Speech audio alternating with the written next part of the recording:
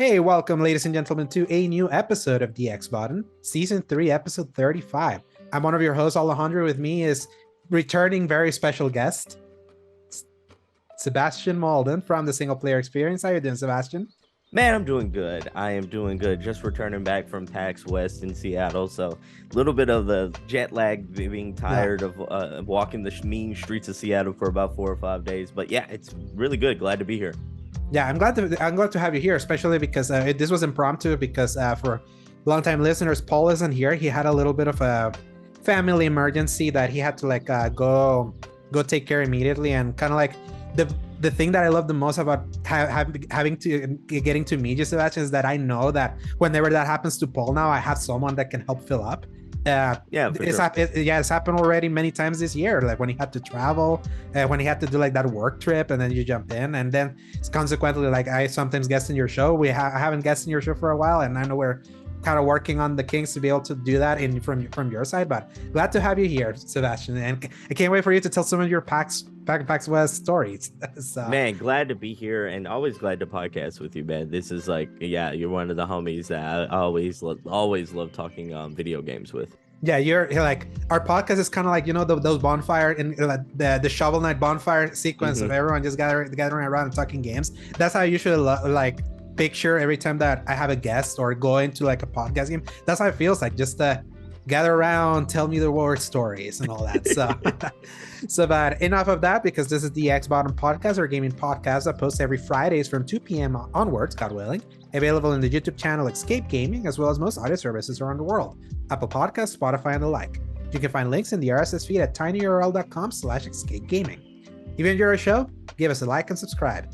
So, Sebastian, just before we start talking about the games we play, tell me, in the days that you were in PAX, what were some of the things that you found the most interesting, other than you meeting Phil Spencer, which everyone can go look at his Twitter.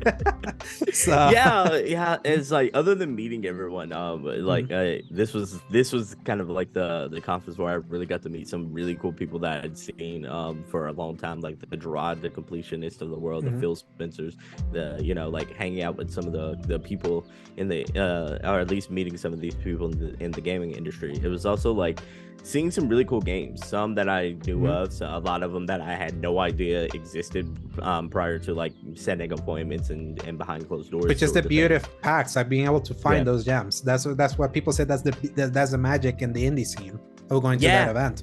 Yeah, it's like and PAX is like, we were talking about a little before we started hitting record and everything like that. It has become this like weird amalgamation of like AAA meets indie, because a lot of the AAA players were there as well. Because like I went hands-on with the new Prince of Persia from Ubisoft. I went hands-on with Tekken 8. I'm like, that was that was the first thing I saw you post, because you took a picture of like the booth. Yeah, I heard it. Like I missed the closed betas, but I heard that the game's fire.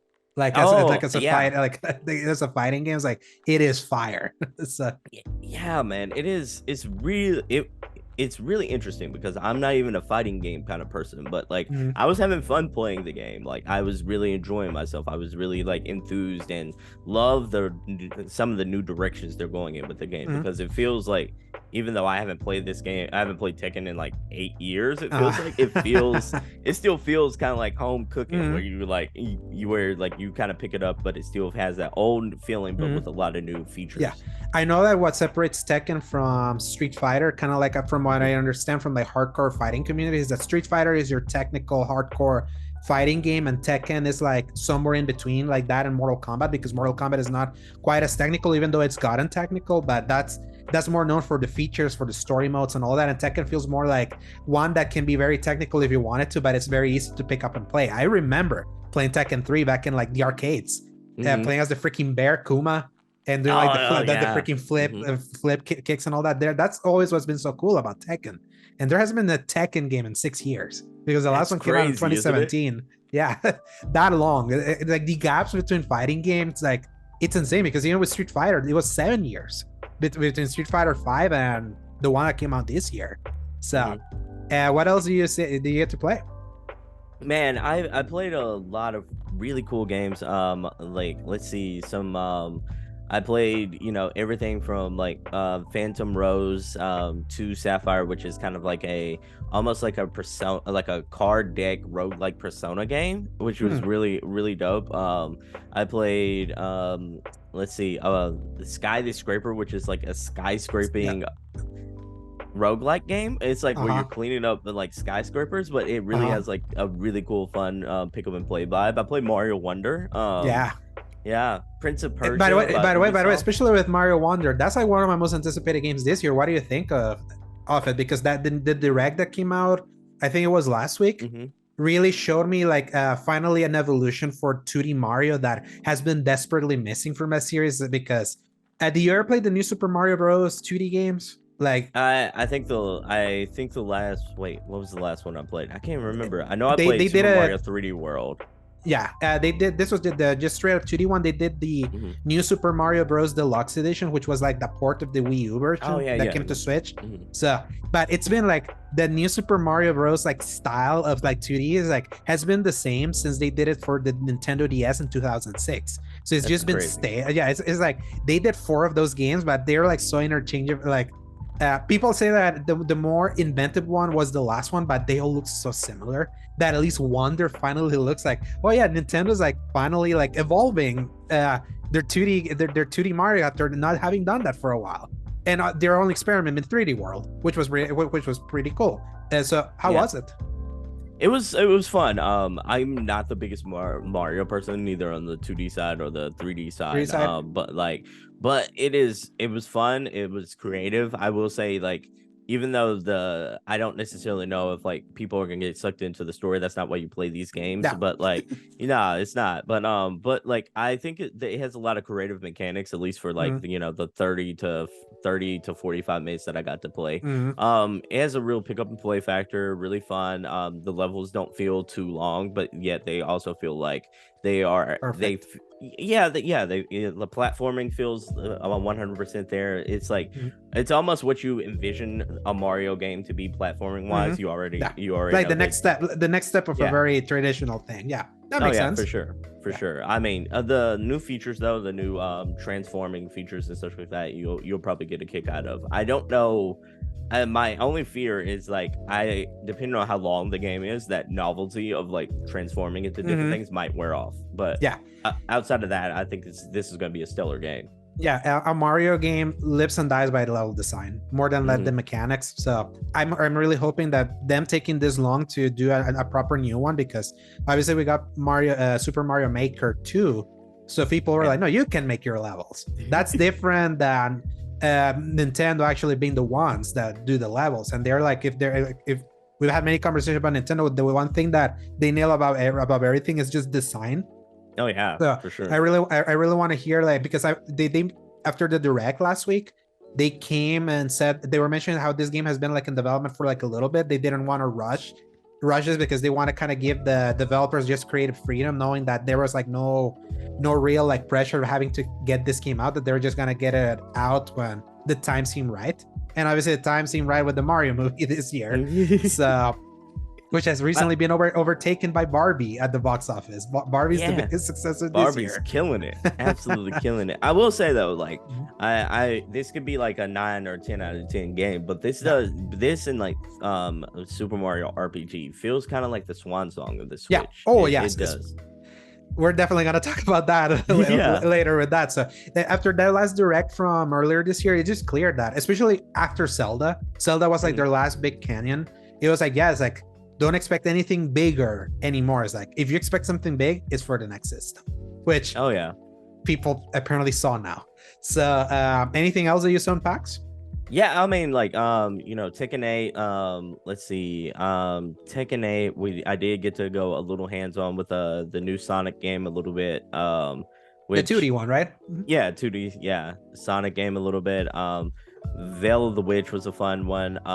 Let's see, outside of that, like a lot of them were more on the indie side of things. I don't want to bore the audience too much on that, but like but yeah, it's really cool games. There's a couple of games that you should definitely check out. I'll send Al the link in the description, so maybe you should check these out. But I will say, like, one of my big takeaways from PAX is like due to Unreal Engine, like the new innovations in Unreal Engine, a lot of these games look like they're very much heading towards that AAA level. Like Yes. I saw so many good games. And I'm kind of glad in a way, because we actually had this discussion in our chat that there's many people that are idiots, and that's just clear, that kind of like, unless a game looks like a certain level of quality, like, yeah, for sure. If they don't look like that, they get ignored, even though so many of those games that don't look like that tend to be some of the best games there are.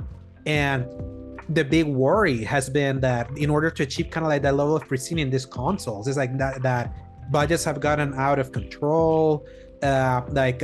Development time takes way too long to get into that level, and people are like kind of sounding the alarms that it's like this is not a sustainable level of game development, especially when they see that games that come out quicker are selling, like, especially like some of the bigger sellers of the last couple of years are not like the most high pristine and like production value and all that, and have been like the most champion games recently, that then developers that pursued the more like high quality production value are kind of like at a standstill, because it's like, we like doing these games, but obviously they take too long and they cost a lot, but the ROIs are like not quite there compared to other ones, especially with inflation and all that. And if an Unreal Engine 5 game can at least perceptually, with like the tools that they give developers, make some of those games look like that at a cheaper and it costs them way less to make, I feel that's going to be much healthier, and it's going to kind of like at least try to like balance against the scales with development, because it is like us that we love those kind of story-based games that companies like Sony love doing. It's like that those games feel like they're in danger with all the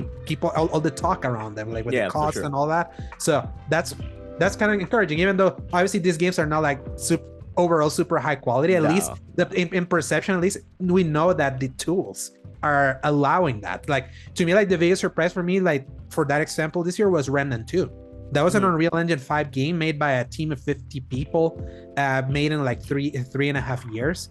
And when you look at that and use some of the tools, you're like, man, it's like, this game looks very pristine. It's like, it runs well. It's like, it's so like it's mixing well with the style that they got in and all that. And I'm like, huh.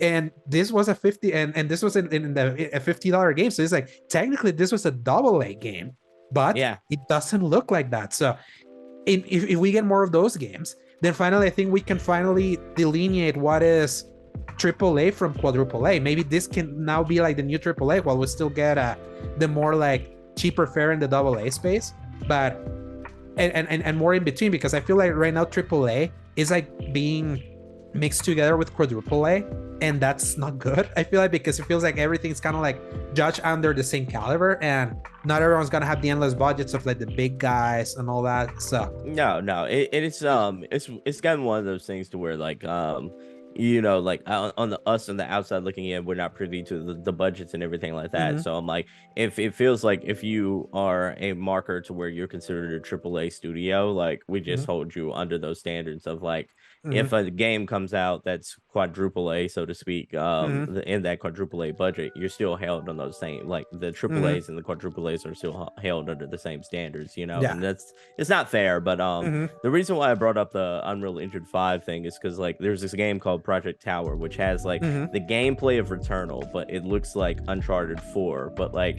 the whole like but the whole premise is, and this is like a theme of PAX this year, it's like it has a biomorph feature to where like where you can, like, as soon as you defeat an enemy, you have the ability to morph into that enemy. And and so it's very malleable that way. Oh yeah, like, for sure. Like if it was freaking Prototype back in the day, that you can like turn into everything that you kill. That's what it feels like. It feels like Prototype mixed with Returnal, but with a little bit of like Uncharted 4's like graphics, a little bit like. And think about that, it's like the weirder ideas usually come from the indie side. Oh yeah, and now we get a tool that allows those weird ideas to look like it's part of like the bigger, like the more high budget part. It's like, that is so cool. That is like that sounds like a really cool future for gaming for me, just knowing that it's like usually we had to like settle for pixel art, before being like, okay, the weird ideas are just gonna be in the indie like pixel art or like more 2D style things, and then in the high budget AAA it's like the more safe stuff because it's like the most expensive, so obviously they have to sell. So that's actually sounds really interesting because I assume it's made by an indie.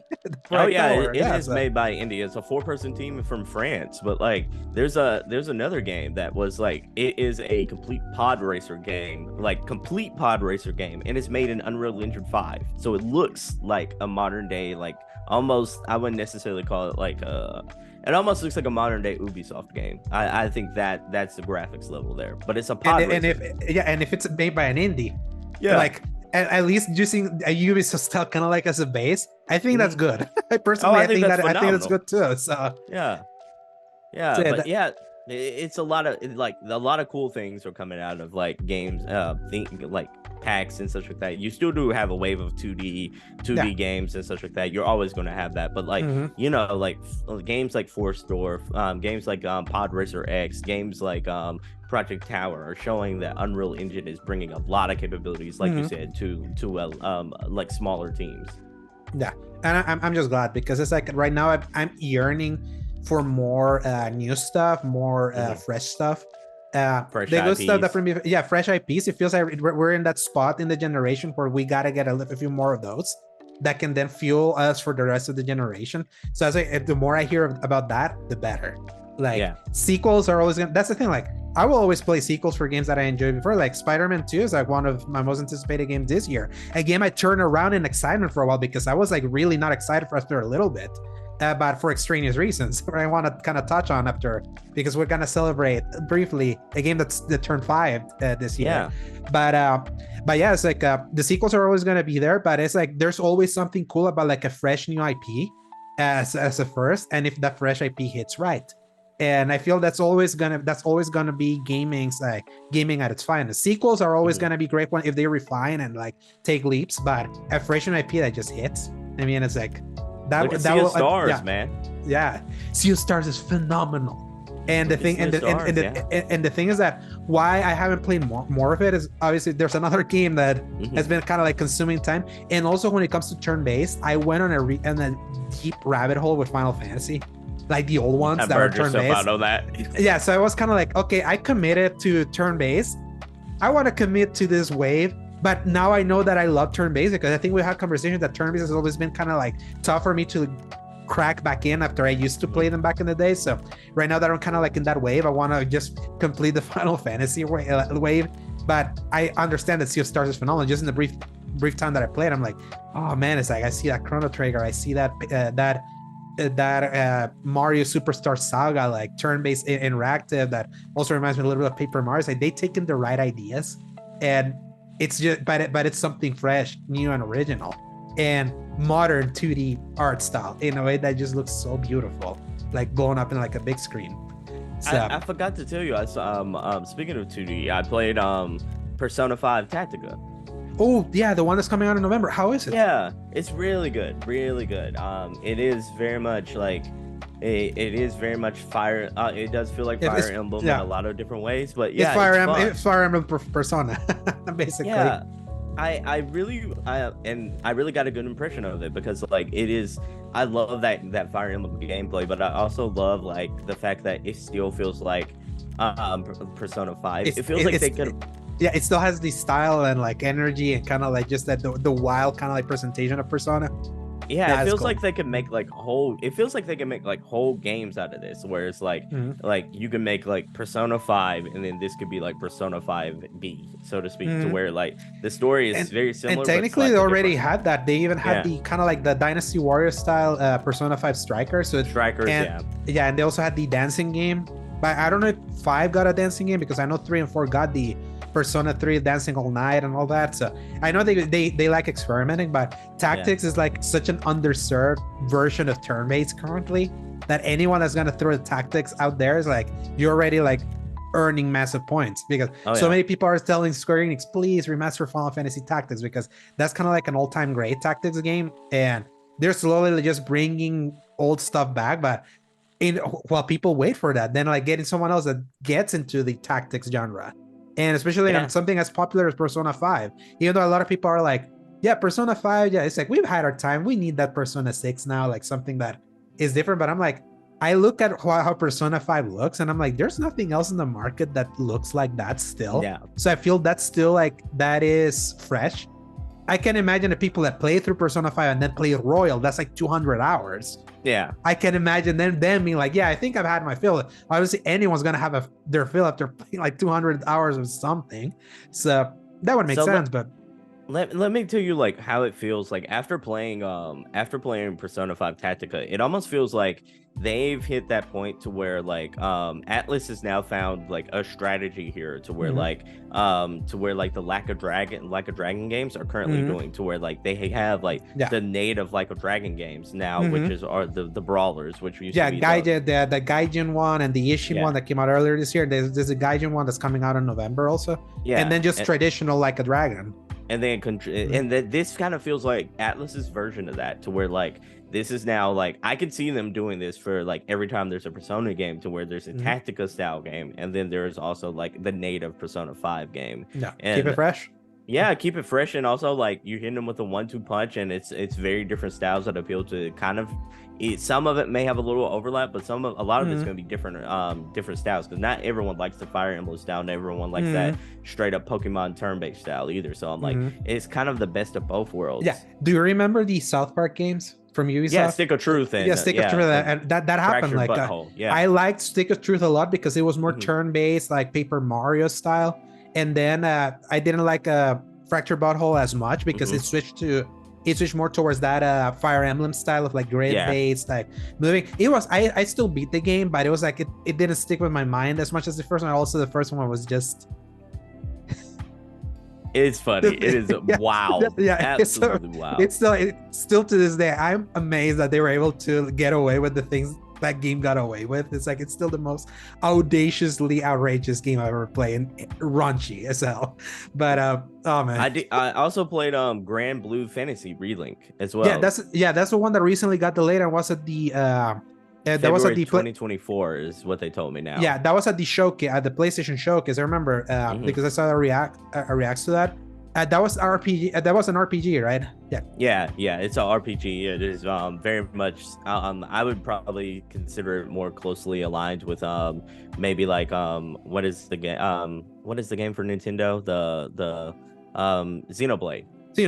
Nice. Okay. It's like but it's more real-time combat. So I'm like, it's more real-time combat than Xenoblade is, but it has a Xenoblade feel to it. Yeah, because with Xenoblade you have to like wait for meters to like an ATB meter to fill up for the attacks to happen, but you're moving around the combat arena, right? So and this one, do you tap buttons more like to constantly attack, kind of like an action RPG, or do you have to wait a little bit more for meters to fill up? Or yeah, a little bit. Like it's a little mixture of both of those things you just said, because like you do have some meters here, but like a lot of it feels almost like Final Fantasy 16 like style of like action slash. RPG. Yeah, action RPG hack and slash. Yeah.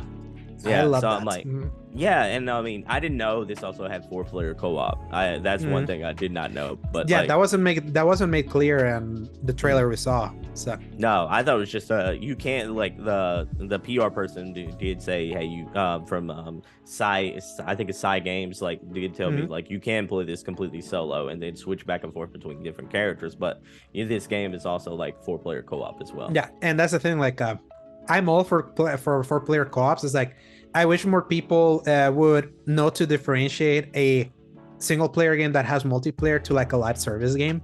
Yeah, like exactly. Live service can go screw itself, but like a game that can allow like for some co-op but still feel like a rich complete experience by itself is like that's the sweet spot. So yeah, for sure. I'm right there with you. Just with everything that you've described, it's like that sounds like an E3. If I've heard of just all those different kind of like sporadic different games that you mentioned, is like that's how big PAX has gotten. That all those kinds of games are there for you to try. That's why PAX is such a cool event. Now that even though it's been existing for years, I've heard of PAX ever since I started like really pay attention to gaming around the PS3 360 generation. So and now it's just gotten it's the de facto fan event or like consumer event. Yeah, I can't wait to hopefully go this coming year. So, yeah, and that's not even mentioning all the Digital Devolver showed out in this game. Wizard with the Gun was there. I will talk about like the other game that was there, there, but like Digital Devolver showed up in a big way this year as well. Yeah, nuts. Yeah, it's like I tell you, they probably had the bug because this was Repub, the guys that were gonna try to bring back E3 this year, and that just kind of fell through. I bet they just had all that budget and they were like, you know what, we had all this allocated, we were planning on doing that, we didn't do that, why don't we just like do it in our next event? So that's what it sounds like. So yeah, and it's like all the major players were there, YouTube, besides like Activision and PlayStation, but like Square was there, as I was talking about earlier, Nintendo was there, Xbox was there. I'm like, all the big players. Activision, because they're only one game technically, it's like that's why I never expect them. PlayStation is frustrating because they used to be there. In fact, the PAX before got canceled when COVID hit in 2020. That was going to be the first public demo show, like booth, for people to go try The Last of Us. In fact, when they announced that they were not going to be part of E3 that year, they literally mentioned, and then we're going to join all these different events for people to really try our games. And then COVID happened, and then nothing. And then they just refused to, like, TGS is happening next week, I think. And apparently they're not even going to be there. It's like, it is so frustrating seeing like how Sony feels like they're beyond everyone, that they feel like they don't have to show up. And I'm telling you, we talked about this. This kind of feels like PS3 Sony right now. Yeah, it's like it's getting close to that. And the thing is that what's scary is that they're having that bravado, but the numbers are on their side now. And that's like the worst part, because it's like, think about it, like what has Sony released this year, Sebastion? Like an actual Sony game? I can't think of any. I can't really think of any. The only thing that they have actually released, other than PSVR stuff, which can be completely separate and it's just completely just died in the vine because people are not really buying it, and they're not really talking about it. The only first party thing that they released this year so far is a Horizon DLC. Yeah, Call of the Mountain. Burning Shores. Burning Shores. And then Call of the Mountain was for VR, but again, kind of like saying, just separating the PSVR side. It's just been Spider-Man for them. But this year they've sold a lot. This year has been like the PS5 has been like the best-selling console this year, only like overtaking a few months when Tears of the Kingdom was like the king of the mountain for a while, where everyone wouldn't shut up about it. But it's still like the system has been selling, and Xbox has been putting out games this year compared to last year, which last year was a disastrous year for Xbox that completely killed the 2021 momentum that they were earning. And then this year kind of like hitting us with a surprise, then stumbling hard in May with Redfall, but then now finally kind of like back in the upswing with Starfield. But it's like they are not like I wanted Xbox to be like a legit like threat to Sony, for Sony to not feel like they can just be like in their ivory tower, hands crossed, be like, we don't have to do anything. We can put out a showcase where we have a solid selection of games there, a couple indies there, but from our first party studios, we're just going to put out CG trailers. It's not gonna matter. And that kind of attitude, especially when you like mix it with the price hikes of the PS Plus that were announced last week, that went into effect today. Actually, if you haven't renewed, the 1 month to 3 months are still the same, but the yearly one has been like jacked up now. It's just a year one that got jacked up. But if you're trying to pay month to month, like it's still $10 for normal, it's still like $15 for extra and $18 for premium. Them jacking out those prices and with no benefit at all, like not even like softening the blow. Like, we're jacking up the prices. The worst part is like, of course they announced that the month that they're releasing Saints Row, that garbage game from last year. So it's like terrible. That felt like adding salt to the wound. Like these are the 3 games that you're getting now. By the way, like if you haven't renewed for a year, just know that we're like jacking up the price for $20. It's kind of like I said in our chat. Had it been a $10 increase, I still would have hated it. Like I've hated every price increase for subscriptions that happened this year, but everyone's been like increasing price. The thing is that they jacked up the price. That's the funny thing, is like they, instead of like of the expected increase from inflation, all that, they just like jumped up like twice, and it just feels bad. It absolutely feels bad. And it's like, it makes it. I was actually talking with Paul about it. Remember how I've kind of turned around with my opinion of like games like even God of War Ragnarok and all that. It makes me wonder if my feeling towards those games are not even the games themselves. It's towards the company that those games are under. That's kind of like clouding me wanting to like just wholeheartedly love them. And it's like it sucks because those developers are really good. It's like that, phenomenal. Like if you eliminate just the BS like business side of things, it's like I can't fault them. Like the quality that they've been putting out is like it's just been super high quality. The games that still good. It's like, and it's unfortunate that in the PS4 era, where it's like we had a really pro-consumer Sony for a while, or at least one that felt like cared about its players on top of delivering those games. Now it feels like that entire side of that company has just like disappeared. Has just it's just become like you don't even have people like you have Shuhei Yoshida, your self-designated indie guy, and you didn't even send him like as a public face at PAX of all places. Like we have to like sometimes hear that he has visited and found some cool indies here and there, but it's like, where is the fun? Where is like you don't like show like compared to Nintendo and Xbox, like you show that you don't care about your consumers, or like you want or like or you don't want to like make them happy for so on you. It's like you're treating everything as like we're being successful by default, and that sucks, and that really sucks. And it sucks that they feel like they're being rewarded for it, and that makes it so painful. And that's why I'm hoping, especially with Starfield having just released this year, to massive numbers, like actual massive numbers of people, and not just that got it from Game Pass, but bought it on PC and all that, and the sentiment that game has had. We're going to talk about Starfield, like our experience with Starfield in a bit. Like seeing those kinds of numbers, you're seeing kind of like the wave of positivity and momentum that Xbox is gaining. I'm like, yes, thank you. It's like, this is what I needed from Xbox, because it's like this is the first time in many years where I'm seeing the copium of the console partisans that are just on PlayStation, that they're feeling the FOMO heavy of them like not having Starfield this time. Like I'm feeling now because they haven't had ever since the PS4 came out. I feel like they've had almost 10 years where they didn't feel like they were missing much, because the Xbox One generation was so bad that they didn't feel like they had something super notable that would make them envious of not owning that system. Like you could go only with a PS4 that entire generation and be completely fine, because Xbox really had nothing. And now this is the first time that they're like, man, it's like, look at all these look at the excitement this game is like engendering. It may not be the greatest game ever. I'm definitely gonna say some words about that. Yeah. But it's like it has like, it's still a really great game that it's like engendering like such high passion from the people who are playing it, that it's like Xbox needs more of those games, because the more games you have like that and people start paying attention, then it's like people are going to start seeing, Sony's still just doing the same old shit, and then that eventually is just going to turn on them, even if the games that they're still releasing are still objective great quality. At a certain point, like as great as something can be, like someone will get tired of that. So yeah, for sure.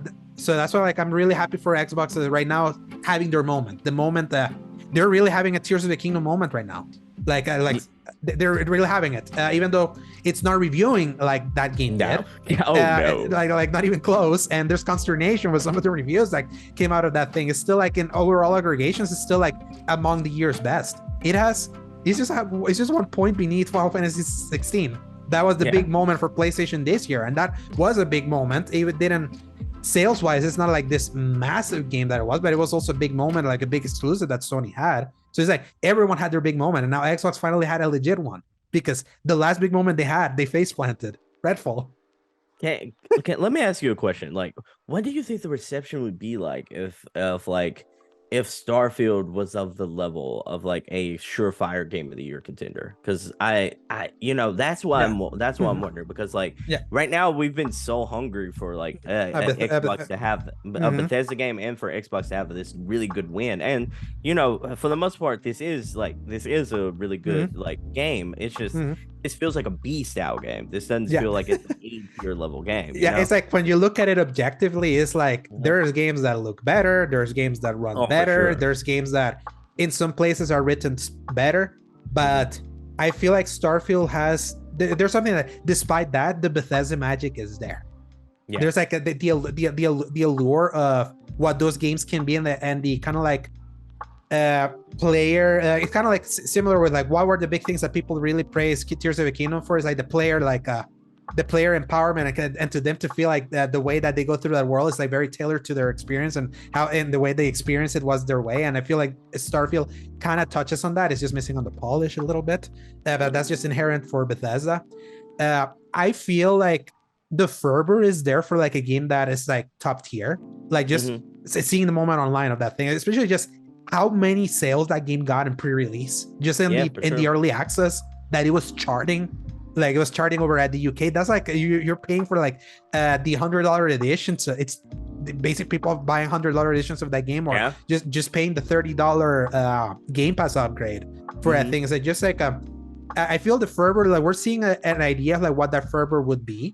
And it just also goes to show that fervor can still happen even if your game is not a 96 on Metacritic. Yeah, for sure. Because again, is like that's just a good barometer to just kind of get like a snapshot of just reviewers. But then at the end of the day, sometimes a game can transcend those reviews. And we have conversations that sometimes you see high reviews and you don't agree. Like personally, that your experience is not that from that. So it's like the experience that Diablo, people are having. For instance. Diablo's like that game completely washed me over. That game came and went. It had a big moment, like it had, because it was like the king of the looters is back, and then they screwed up the first season, and then no one is like, yes, season 2 is coming, but no one talking about Diablo right now. It's so funny. Like games can have like that kind of flash in the pan moment, but I think for Xbox is more significant. They haven't had a game like be side guys for them in so freaking long, since Gears of War 3.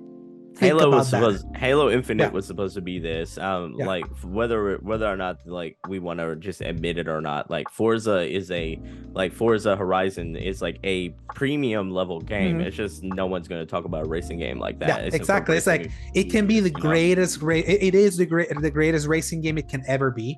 It's still a racing game. That's still like, even though it had high player counts and all that, it's just like for what this conversation entails. Like a racing game is just not that kind of event, especially when this was just another super great one. In like Forza has been the most consistently great franchise for Xbox, at a point where everyone has been like, Xbox, what else do you got? It's like a 10 out of 10 Forza game. It's not that impressive.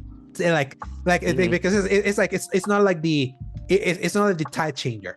Yeah, for sure not. And then Halo had its moment. And the thing is that what's unfortunate with Halo is that it launched strong because the promise was there. The thing is that they botched the promise so early, because it was like, again, the problem with live services, if you're not ready to have like constant content rollout, it's like you die on the vine.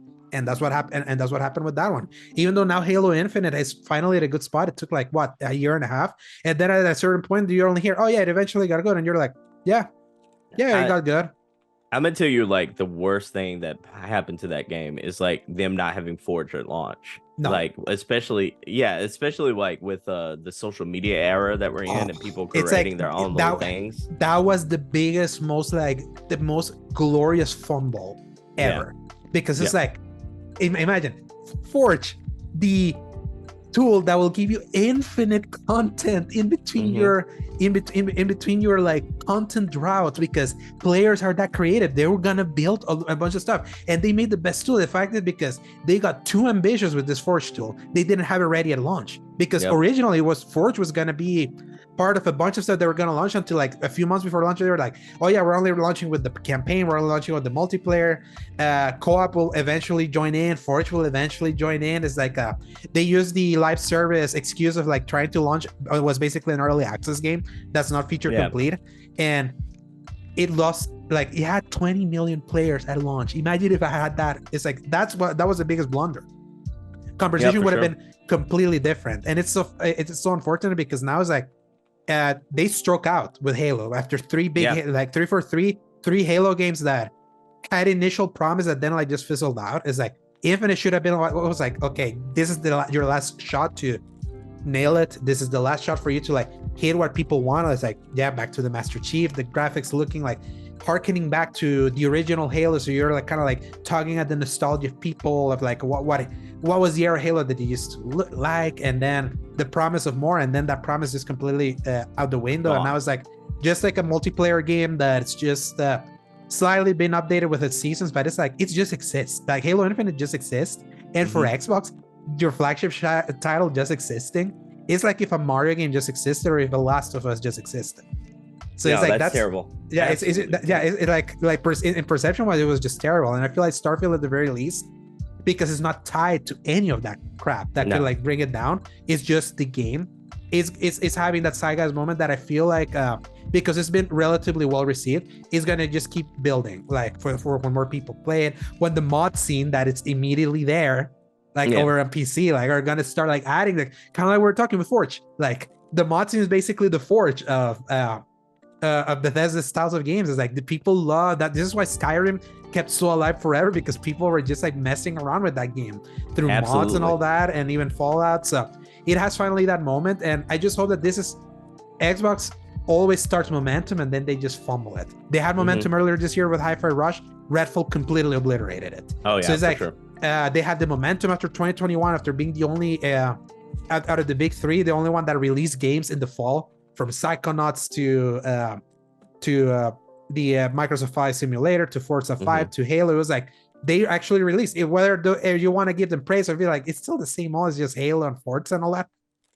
They showed up in that fall when Sony didn't. Sony was like, oh yeah, we're delaying Horizon, see you for until next year. Like if you're on PlayStation 2021, you were done after Kena, Breach of Spears. They closed shop. So it's like they had that. So it's like, oh, so yes, these are the tried and true, but it's like if this is the cadence that Xbox can get, especially with Game Pass and all that, they're in really fighting shape. Then 2022, nothing, just Pentiment and grounded.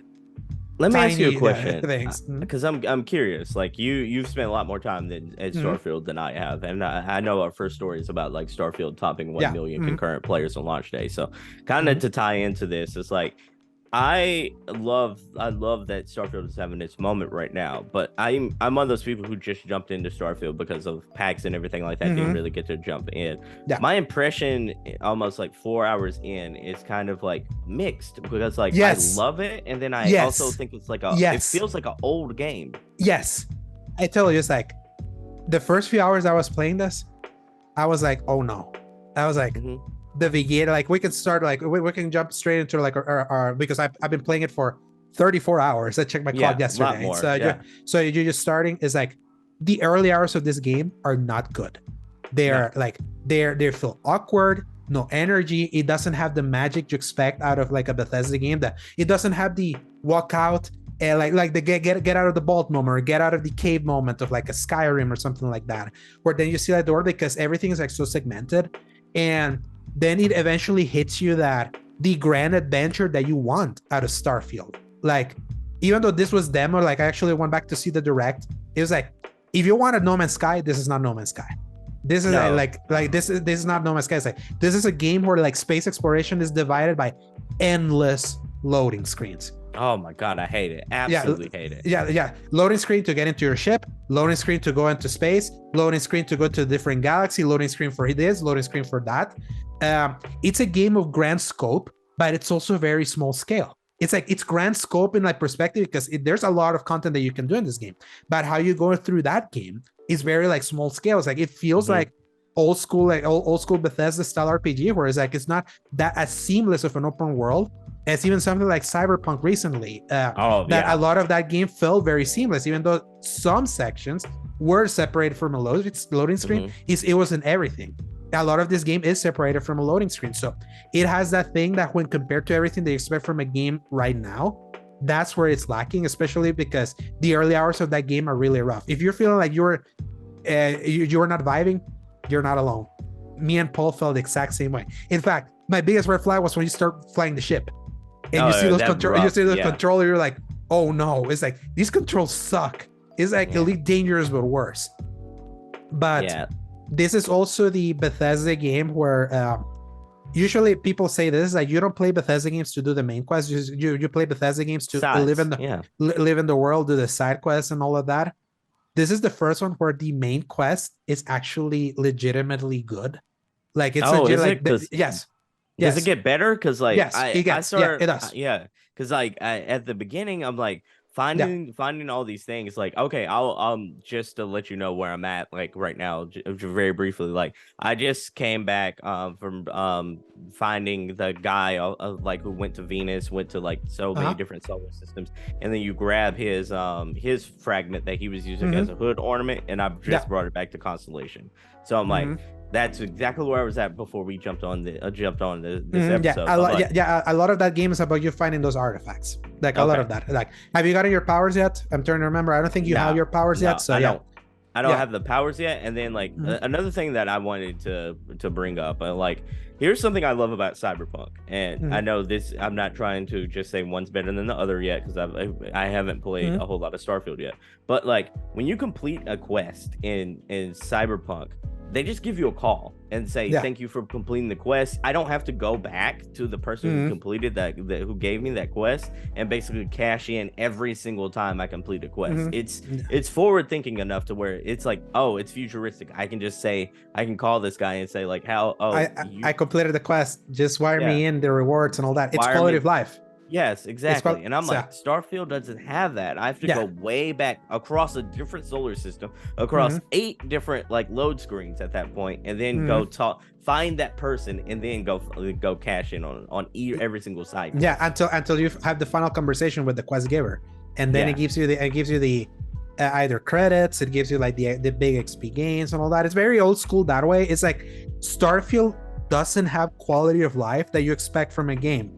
It feels like it was made in 2008 in that regards, in a lot of parts, still, it's still very like, it held too hard to tradition, like encumbrance. I bet you're like struggling with encumbrance right now. It's like the first thing that I did was when I saw the skill tree to earn weight, I focused everything. And literally, you know what I did? I started running in circles around my ship. Where like I listened to a podcast, because like to be able to like get more weight, as you have to get 75% of your weight of like everything you're carrying, you have to be 75% or more full, and then sprint, and then sprint a certain kind of sprint a certain amount of meters. It tells you sometimes it keeps filling up. Yeah, like go 10 meters, go 15. That's exactly. Yeah. So and after you do it, and if you have a skill point, that's when you can insert it, and then you have a little bit more weight. You can get up to 235 of just weight that you can have, which I actually went back to Fallout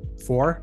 250 is the top over there. And on top of that, and on Fallout 4, if you got into the big suit that you get in, it becomes 365. So you're more encumbered in Starfield than that's ridiculous. Than in those previous games. And the thing is that if you're very like, I want to pick everything because I see that this thing has this amount of value that I could potentially go sell and all of that, you're gonna have a hard time like not like parsing out what you want to pick from this litany of things that you can pick up in the environments. And it requires so much of you using your companion and be like, hey, I'm gonna dump a bunch of this weight to you, carry my weight. It's like I have sworn to carry your burdens, the whole meme from like back in Skyrim. That's still that still is this game. And that is something that you either get used to it or you're just gonna have like a hard time. That is unfortunate that they still didn't. I bet you a lot of people are gonna mod this game to like give you infinite encumbrance. I tell you, because it's just annoying. Like encumbrance can be annoying, and eventually you just get used to it, but it's not great. It's like, this is how I say it. It's like there's been a lot of consternation about like 2 reviews in particular, the one from IGN and the one from GameSpot. They gave it a 7. I can see that right now. Xbox fans were pooping their pants in diarrhea when they saw that. When I was playing early on, I was like, those reviews sound right. It's actually something. It's like this is good, but there's a lot of problems with this thing. There's there's an abundance of systems that are not explained. Once again, a big problem for Fallout 4. There's like, for the crafting from that game is back, and in different forms, because you can craft the healings, you can craft, and in different tables, craft the different mods for weapons, craft the different pharmaceuticals, craft food and all of that. But unless you actually go online, maybe, or go into the skill tree to enable a skill to be like to allow for that, it's like the game doesn't really explain this to you. The map is basically non-existent. It's like, I hate the map. I hate it so far. And the thing is that there's no map.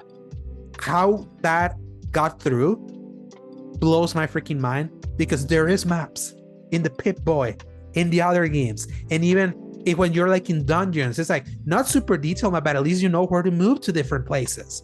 They this didn't is just put as that bad thing. as like Jedi Survivor and Fallen Order when it comes to mappage. And I was like, I don't know how you put out a game that's just as bad as those. Yeah, and people say it's like, no, this is like encouraging you to use the story, like the in-game world to guide you. And I'm like, have you seen the font in some of these places? It's like, it took me so long to find a freaking store, like to be able to like go sell stuff that I'm over encumbered with and try to like earn some cash and all that. It's like the only time that I found a store is when I went to a desert place in Aquila. That's what it's called, New Aquila.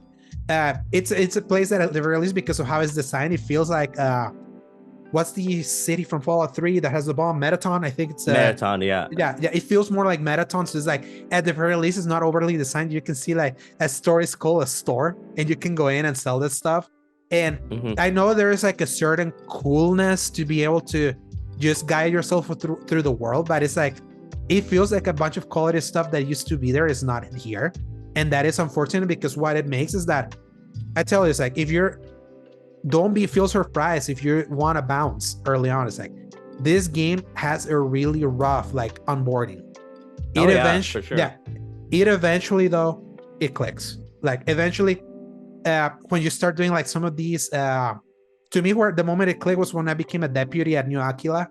I started to do like one of the faction side quests that are very famous from, like, it was just a side quest that started with you like going to check on some farmers that apparently they're being extorted and people want to buy their land, and it just like goes down a deep rabbit hole of mafia and all of that just keeps getting deep. That keeps getting deeper and deeper and deeper, and some excellent writing it's included there that you're like, yeah, this is this game.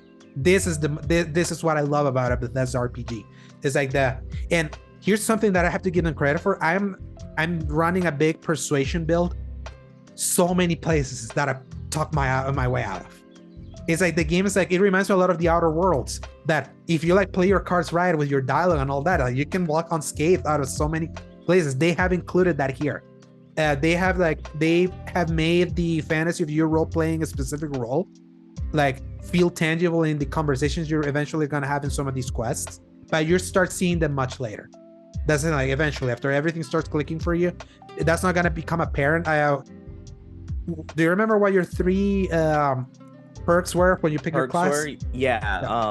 I had the persuasion perk, I believe. I had that one. Are you an empath?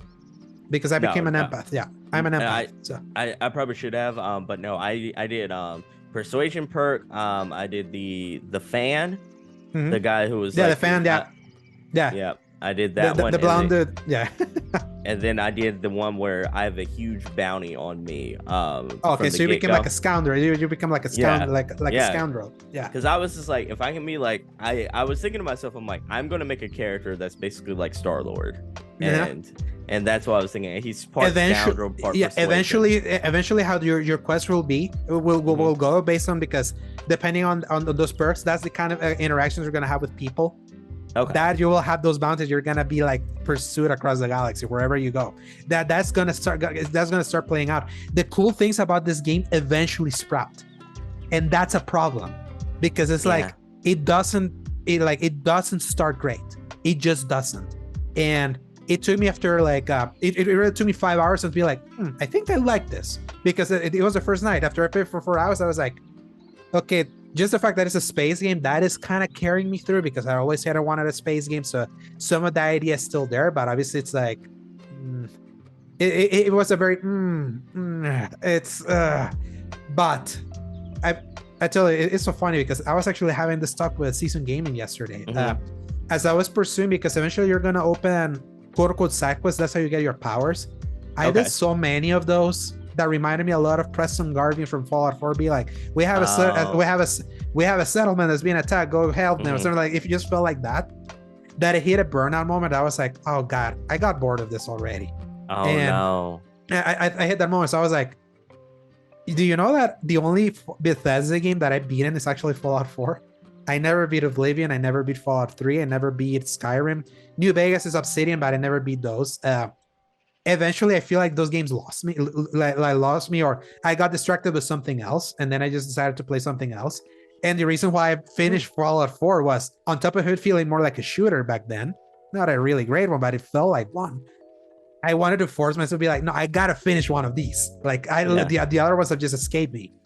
And it made me realize, is the Bethesda style of RPG really not for me? Because it feels like it gives you so much. It's like so wide open with like the options and all that, but eventually being so wide for some people that may need a little bit more of a thread to pull you in, they can eventually lose you. And this is where I need to like give at least Starfield some of its flowers. There is a quest called The High Price to Pay that I was playing. Oh, that sounds cool. Yeah, at the moment that I played, I was like, holy crap. Like some of this, what happened like in the story, I was like, I don't remember Fallout 4 ever having like big story moment like this, that my decision made me lose people. That this is the moment, this is a Kate and Ashley Mass Effect moment, where like your decisions could like potentially make you lose like some of the people that you find in this thing.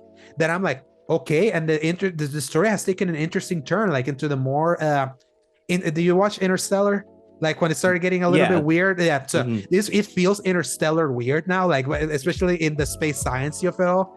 It starts feeling like that I'm now being pulled by the main story, and I'm like, I don't think I want to do more side quests right now, but I'm actually really interested where this story will go. And I've also heard from many places that New Game Plus in this game is wild. Like it's one of like yeah, and that's why I'm like, I've heard from many people that I trust say the exact same thing, that I'm like, okay, I definitely want to see through it, even though I now see people be like, don't try to rush the main story, like try to play it as a Bethesda RPG where you're gonna like find your side quests and you're with characters and all that. And I'm like, yes, but I kind of got bored a little bit of just doing that. And I feel like at the very least, the main quest that they've cooked up, if you're feeling down on where things are, so many systems unlocked just by doing the main quest. It feels like the onboarding, like this game feels like it wants to onboard you more through the main quest. Oh, okay. But that didn't used to be a thing with other Bethesda games. Like you could get out of the vault and go do a bunch of stuff without even touching Metaton at first. Yeah. And like and I feel like they, for better or worse, putting so much into that main story. If you're like a Bethesda Game Studios like a fan that used to love just living in the world and do this stuff, you're gonna miss out on so many features by not doing the main story. So I would say right now, Sebastion, just mainline, beeline. Okay. Until and then until you feel like you have enough systems open, then eventually, and if you want to take a break from the main story, then start doing those side quests, because they definitely nail faction side quests. And at the end of the faction side quest over the Maze Q, a deputy gives you the best ship. That automatically like fixes a lot of the ship problems. It handles better, is way bigger, it has way more storage. Like and it has like have a lot more crew members, because right now I think I can only do like 2 or 3, right? Yeah, you can have like 5 there, and then you can have some I can do 5 at like at the very like for the intro ship. No, for the one that you're the ship that I got from that quest. Okay, gotcha. I was wondering, I'm like how big can you make these ships? Because I'm like, are they like all limited to where they're like Millennium Falcon size? Can I make like a Starfleet type of ship? I've seen big ones. And eventually you unlock the ability to start like modifying some of the ships. So yeah. And since you're a scoundrel with bounties, steal one. That's exactly what I'm looking for. I'm like, look for one and go steal it. Especially if that's your role that you want to play. Like the game will adapt itself to you that way. And so, here's a question. And you're the perfect person to answer this. It's like originally when I found out that when this game was kind of being unveiled, and then later on when we got the big deep, I want to say like our explore, the direct when we got earlier this year. Yeah, for sure. Like I thought this game was gonna be a little more, how do I put this, feeling, as far as like, or a little more like, or a little alive? Less empty. Yeah, a little more alive as well. Like this, I almost felt like I didn't necessarily think it was gonna be Grand Theft Auto 5 where everything felt populated, but I thought it was gonna be like more than this. It feels like when you're flying in space, it's empty. Yeah, space is empty. Exploring a lot of the planets, it feels empty. The 1,000 planets that are procedurally generated, that's a big bust for me. It's like it's very the only reason why you would do that is if you're trying to pursue specific upgrade path for your gear and you need specific materials. You will find maybe a planet that will have those materials, and then you can create a settlement there where they're gonna be mining those materials for you to go pick them up once in a blue moon. But exploration wise, is like, other than the vistas, and I tell you, because I've taken some screenshots, I posted them on my Twitter.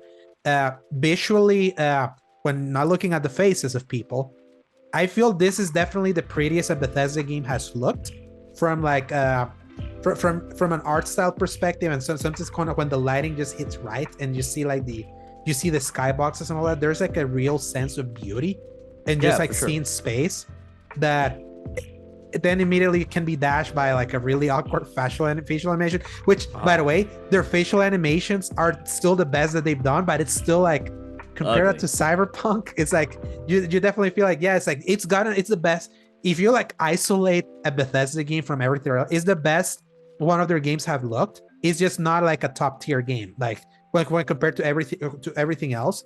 But there is a level of interactivity that eventually you start like seeing with everything else that you do in the world, that then you're like, yeah, it's like they've always said that, even Todd Howard has said that they intentionally sometimes scale back on graphical beauty because they wanted their games to feel very malleable. It's kind of like I was telling you with it has it's the Zelda Breath of the Wild / Tears of the Kingdom thing of like, it's not the prettiest game in the world, but their game the worlds can feel very interactive if you decide to interact with them at the system level. But it's not a high it's not a high tier in production value. It's great looking, but it's not the best looking.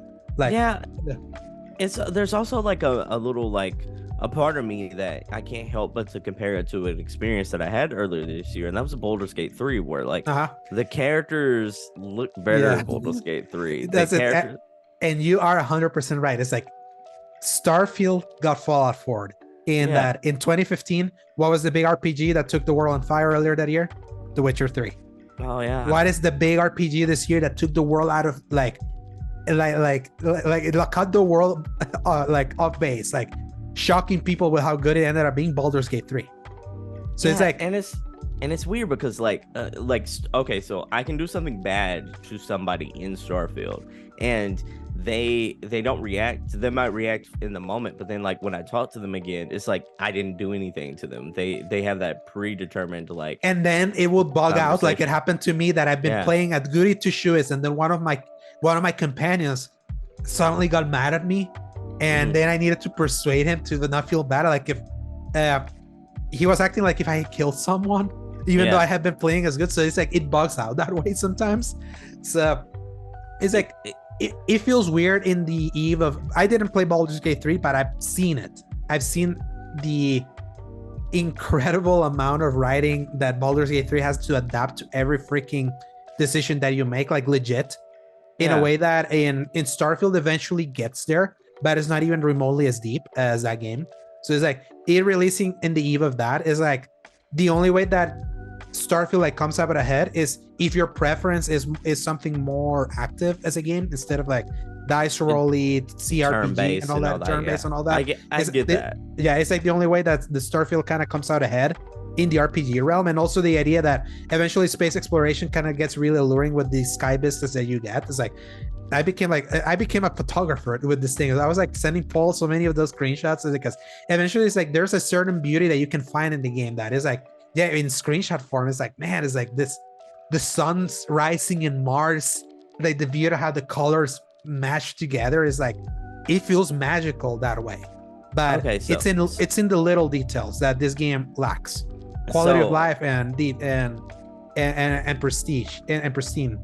Okay, so this is something like I reserve the right to take this back whenever I eat crow and obviously get a lot closer to like a lot more gameplay under my belt. But like I almost, and I don't mean this in the most bad way, because like the team at Bethesda did a lot of good work with this game, but I almost wish like there was a lot of features from Cyberpunk almost like in this game, to where I'm like, it like I don't. How do I put this without sounding like insulting? Well, like Cyberpunk quality feels of life. Like, quality of life. It's also like it's also like I feel like Melee is better in Cyberpunk than Starfield. I also feel like the gameplay, like the gunplay, about tit for tat. I mean, I don't think either one of them are like super amazing gunplay, but I think they're good. They're serviceable. Yeah, there's some better weapons I eventually get that makes the gunplay feel better. The problem is that the enemy AI is brain dead, so that can be a problem. Eventually, you find enemies, especially some robots, that are real sons of bitches. Like they will like they you actually will start dying. You're like, oh crap! It's like this. I didn't know this could get hard. Like it has some weird difficulty spikes at times that eventually will make you be more careful with how you handle with the weapons you have and the things that are in the environment that you could use or maybe even pick up to use against them. Especially like when you get powers, it actually gets cool. Like you get a power that eliminates gravitational pull and everyone starts floating and you can like pick them up like that. There's one that allows you to do like a dash that after you finish that dash gives you a little bit of like a few seconds of extra power, so you can be like dashing and attacking. So kind of like the perks in Cyberpunk. Yeah, eventually you get those perks. Yeah. Okay, gotcha. It's just, you know, I'm like I've barely scratched the surface of Starfield. You are at the moment where I was in that game where your criticisms are valid, because what makes the game great hasn't really shown itself. Yeah. Eventually it just grabs you. And again, it's like it sucks how like at a time where we have so many games and so many games know how to like grab you immediately, having this slow of a start, not the best idea. But because these are games that also have the advantage that you know that you're in for the long haul and you kind of know how their games work. If you know how that Bethesda game works like in the long haul, eventually everything that makes their Bethesda game great, it's all there. It's just that getting into it with the space exploration, getting over the hump of knowing that everything feels like it's hub. If you're in space, you're in a bubble hub of just being like in that space where you're just moving the ship, pressing a button, holding the X button to then go through a quick loading screen that takes you into a different galaxy, or hovering over a planet, pressing the A button, and then press the X button to pull out the map. You scroll out the map to see like if there's a landing point, then pick that thing, hold X button to go. It's like it's a menu nightmare. And again, it's the quality of life problem that I was telling you, that it's non-existent compared to other stuff.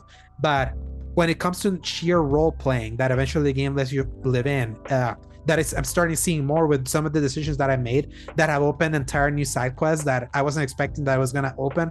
That it's putting me now in like, I did a main quest where I needed to retrieve an artifact, and I persuaded my way through a pirate ship, but I ended up stealing that artifact. That was like the only option that it gave me, that put a bounty on my head that then captured me on my way back to the base. And the person that captured me, which is like from the police guy, be like, because I see in your record that you're like a soldier.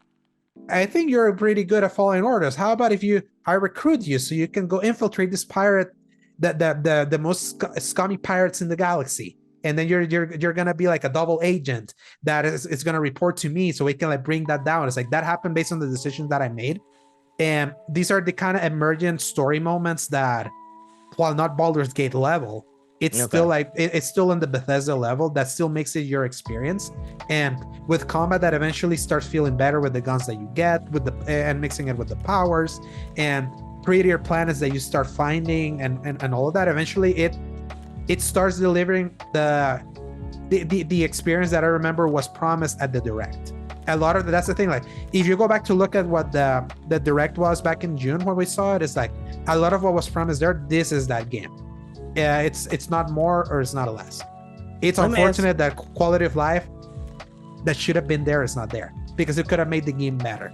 So I completely get that, and I'm going to continue to play through this because I want to give this the better opportunity, and I heard so many great things about it, so obviously going to continue to play it. But like I gotta ask you a question based on everything you're saying right now. This is a game you have criticisms, but you absolutely love it. But like, do you feel like at the end of the year, like at the Game Awards, where there's like 6 games up for Game of the Year historically, do you feel like this is Game of the Year contender in your opinion? It's tough because I'm seeing a lot of people love it like one. Here's how I say it. This is one of those games where if you look at it objectively, when you see a score like a 7, it's hard to refute it from a from a surface level. But after 34 hours that I put into it, and especially some of the rabbit holes that some of those side quests took me, and some of the surprise twists and turns that I found in the story, with like what the potential villain may be, or like what the point may be of all that. This is kind of like those 7s that you love like a 9. So it's kind of like an 8. So it's kind of like an 8 out of 10 for me right now. Yesterday, that was so funny that this happening after yesterday, because yesterday I was ready to be done with the game, because I played 30, I'm already getting bored of it. So I'm just gonna try to like beelining like in just the missions that I did, jolted my excitement back up. Be like, I feel like I was ready to be done just to be done, because I kind of want to go back to other games that I was playing on replay and all that. But now I'm like, yeah, this like filled me up again. There's like some really cool story moments in this thing that now I don't want to finish it just to say that I finished. I definitely I'm interested now from a story perspective to see what the thing that happened means to me, and how this is gonna resolve, and how all of this is gonna tie to this like super highly praised New Game Plus that I keep hearing from everyone. So that is also driving me. The thing is that if you like take collective reviews, it's like this is reviewing exactly as some of the better games of this year. Like it's still kind of like in that caliber.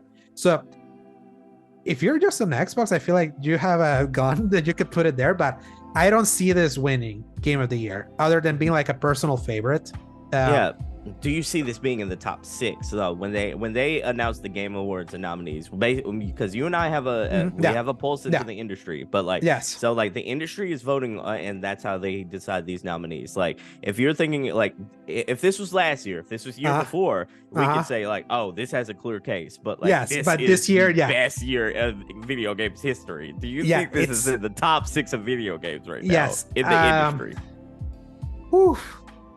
Yeah, I'll get back. That's the problem. Yeah, I'll get back to you when I finish, because this is where I've heard also that some people like really solidified their opinions of the game when they finished it. So as of right now, no. As of right now, like how I feel about it, no. The thing is that I'm really like overall, I've had a really enjoyable experience, even with my problems with it. I'm also my tilt with space and all that is like I've always wanted a space game like this. For sure. So it's like that is aiding a lot, and I feel a lot of people feel that way, but don't be surprised if it ends up not making it. I can see it making it just on we need Xbox representation here. Yeah, exactly. The political things of it. In the political side of things, I can see they're like unless a lot of people pull like in the big websites, the only site from the big 3 that reviewed it that gave it an 8.5, you know, the Game Informer does the top 50 of like, they don't do like they just be like, we want to list the 50 better games I would put there. Like I see that being an over there for Game Informer. For GameSpot and IGN, no way. No, no way. Yeah, we live in a world where like Forza Motorsport can very well like review a lot better than Starfield, right? It won't be in the Game Awards, like the Game Awards top 6, but like think about it like this: Sea of Stars probably has the indie spot locked up, right? Like, right. From what I'm thinking about of indies of this year, I can think of a better one that's having like a moment, like it is with selling a lot, like reviewing so high from everywhere. So. Because beforehand, I would have said maybe Dredge, maybe like because like historically in the Game Awards, like over the last couple of years, there's always been the one indie representation in that top 6, right?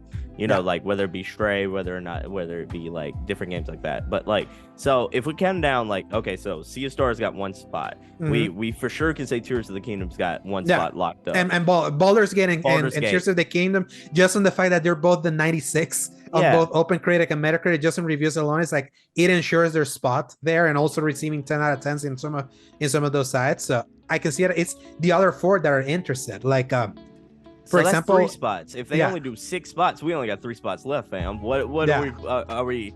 So I think because it was there in 2018, is Spider-Man 2 is as good or better, it will be 4. There also. That's 4. That's 4. Street Fighter had a moment. Yeah, Resident Evil had a moment. It has a 93. 4? Yeah, so it's like it has a lot. 6 already. Yeah, I'm like already bracing for the fact that Final Fantasy 16 may not be in the 6, and I don't think it will be. Yeah, and that breaks my heart because that is my favorite game this year. Yeah. I hope that at least they sneak it in as deservedly so in music of the year, and they have Soken playing. They're the orchestra that plays like how they do always the halfway show that they do like a big music moment from one of the games. Really like cool. last year they had the final song from Ragnarok, the Hosen guy played it, and then the year before, I'm trying to remember what was the music in 2021, but they always do that. They always do it. They always do like an interlude from like a big musical moment of the year. So I'm really hoping that right now there's no other game this year, at least in music, that has hit as hard as Final Fantasy 16 in just soundtrack. And they even included the soundtrack in the audio. They did like a concert sponsored by the Game Awards like in June. They included that game. The game had just come out and they still included there. I can't imagine it not being there. Even freaking Ben Starr better win Best Actor as of right now. I would lead the riots in the streets if Ben Starr doesn't win like Actor of the Year. I tell you. But I think the only person who has like this is, we haven't played the game yet, but I think like Peter Parker, Jerry Lowenthal, depending on how that goes, or even what was the name of the guy that makes Miles? Miles Morales actor. The Miles Morales actor, and trying to remember. Shamik Moore is the one from Spider-Verse. The one. By the way, do you ever see? Speaking of Shamik Moore, do you ever see the memes of him being like the only? Jeter. Yeah. Najee Jeter is the one who does like the acting. Najee Jeter, yeah, and he was Sam in Last of Us also. Yes. Yeah, so those could be other two ones that are there. It's just that Ben Starr went so hard that I hope he wins. Like again, like me knowing that, especially in the kind of year that it had, that even though I freaking love Final Fantasy 16, it's like it's just everything around that. I can see politics not lending it there. No, and the insane year we've had because of that. In any other year, like it's just absolute madness. You can't even be mad because of the year. Like this year is so crazy. Exactly. This is the year where a snub is like a snub feels like justified unless Keighley this year pulls an Oscars and be like, we're having 10 nominees now. No, remember, exactly. It's like the only time that could happen, and that way you could sneak in. And because here's my thing, where does this put Hi-Fi Rush? I love Hi-Fi Rush. This was earlier this year, so. Mortal Kombat hasn't come out yet. Alan Wake hasn't come out yet. Alan Wake's not come out, and the hype that's leading on those. Man, what a year! I tell you. That top six might be impossibly hard. That's what I'm saying. I'm like, we live in a world. Starfield might not make the top six based on how mixed people are about it. Yeah, and it can only get in just on politics alone. Babe. Yeah, at least that's just on how I see it. Because I know Jeff Keighley was like. He did make a snide comment over at the games. He was like, I'm playing it early. Also, I can't say anything about it. That was before the stupid guy like that walked into me like, hey, where's GTA 6? Bill Clinton wants to play GTA 6. The thing that happened to him. So, we'll see. I would say this. It's like this game has more excitement from like the content creator that are not in Metacritic. Kind of, you know what? How this, like we had that conversation with Death Stranding. Yeah. Why Death Stranding got into the top 6 in 2019. It's because that game had high praise from the non-scored sides, because that game was only an 82 but still made. And again, because Jeff Keighley, like, it's all encompassing. He doesn't only get like the votes from like the written outlets. Now he also gets like votes from like the EC Allies, the Kind of Funnies, all of these like big sites. Snap, our Armored Core too. I'm like, what? Yeah. What? Yeah, Armored Core is phenomenal. That's a game that I had to drop because of Starfield, but that one was like, what a free. I tell you, it's like we're not gonna get another year like 2023 again. It's like it was the perfect storm. We got so many of these games because so many of those games that got delayed from other years came out here, and other games that were planned to release here, they all came together. So 2026 might be the next time we'd probably see, because of long development cycles and all that. But 2023 is a banger. And I'm glad at this point, all we're missing is a Grand Theft Auto and a Pokemon, and we have everything represented. Everything's been represented. It's like the last time I remember a year represented like this was 2011. 2011 was like, again, a year that also had a Zelda, also had a Bethesda game, also had like a big Sony game, also had a big Xbox game. In this case, it's one and the same with Starfield, because back then it was Gears of War 3. Sony had Uncharted 3. This year they have Spider-Man 2. And also Modern Warfare 3 was 2011, and now there's a Modern Warfare 3 this year also. So the parallels cannot be like more obvious. And how sad it'd be that Jedi Survivor will also get snubbed. Oh my goodness, we didn't even bring that up in the sixth conversation. That's how deep this conversation is, and deep this year is. I feel this could be the year that makes the exception of pulling Oscars, and because Keighley has changed before. It used to only be 5 nominees. He moved it to 6. He has added.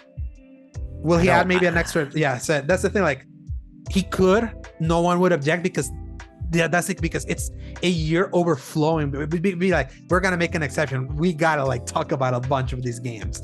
So yeah, crazy year. And so again, like, I would hope I could hear from you next week. Like, give Starfield another full week. Keep playing. Yeah, I definitely want to hear more, because definitely this has been a game that just consistently got better for me. I hit a snag yesterday where I was like, yeah, I even told the guys, be like, I got roasted by the season gaming guys, because I was like, because we don't know if we're gonna review it over in season gaming because it just passes by, but we want to see if we can do like a post review, like gather a bunch of opinions all at once, and everyone gives like an individual review. And I said something to be like, yeah, I would love that, because then I could go blast there and saying that I already got bored of this game, and I feel like a 7 is right. Exit chat. That's what I said, because that's how I was feeling yesterday. And then 2 hours later, the story moment happened. I was like, oh crap! Now I'm back in. So it's really weird though. It's a pendulum swinging game to where I'm like, yeah, its highs are really high and its lows are really low. Yeah, really low. Yeah, yeah. That's why I'm like, people that say that this is their favorite thing because their highs are really high. I don't begrudge you your opinion. Like, no, you can have that. Like, because here's the thing. Like, Final Fantasy 16 is also a game with the most incredible highs I've ever seen with a game, and some really boring lows. It has that. It also has those moments where it's like it fails to sustain momentum, but the highs of that game still made it my favorite thing that I experienced this year, because like, it's those highs that has just lived rent free in my mind that are just gonna stay with me forever. So if I feel that way about Final Fantasy 16, not even the best reviewed game this year, it's like, I don't begrudge people feeling that way about the highs of Starfield eventually and Gunners, because I have had those high highs just in exploration alone. So I see that. It's like, but again, you mentioned also pendulum swing. I'm really hoping you eventually get that pendulum swing that I got. Like, try to find those side quests. Find those at least. I'm gonna do what you said. I'm gonna mainline the main quest today. Yeah, until you get at least one power at the very least to unlock that, and then see if you can like join a faction. Try to follow those factions through, and see how deep the rabbit hole goes in some of those side quests. Yeah, and that's where it's gonna click for you. But don't feel bad for feeling that way. We all did. Yeah. In fact, even super Bethesda diehard fan, Mr. Matty Plays over on YouTube, he was the first one that I heard. He was like, he was a big Bethesda fan, and he was not liking Starfield in the first hours. He did like a Defining Duke when he did the review discussion with Lord Cognito and Gene Park last week. He mentioned that, and they were like, "Oh my god!" It's like, you're saying that, but it eventually gets there. That's the thing. It eventually does get there. Okay. It's unfortunately it doesn't start there, because a lot of people are gonna be like you, and may even bounce, be like, nah, it's like, this ain't it, fam, I'm out.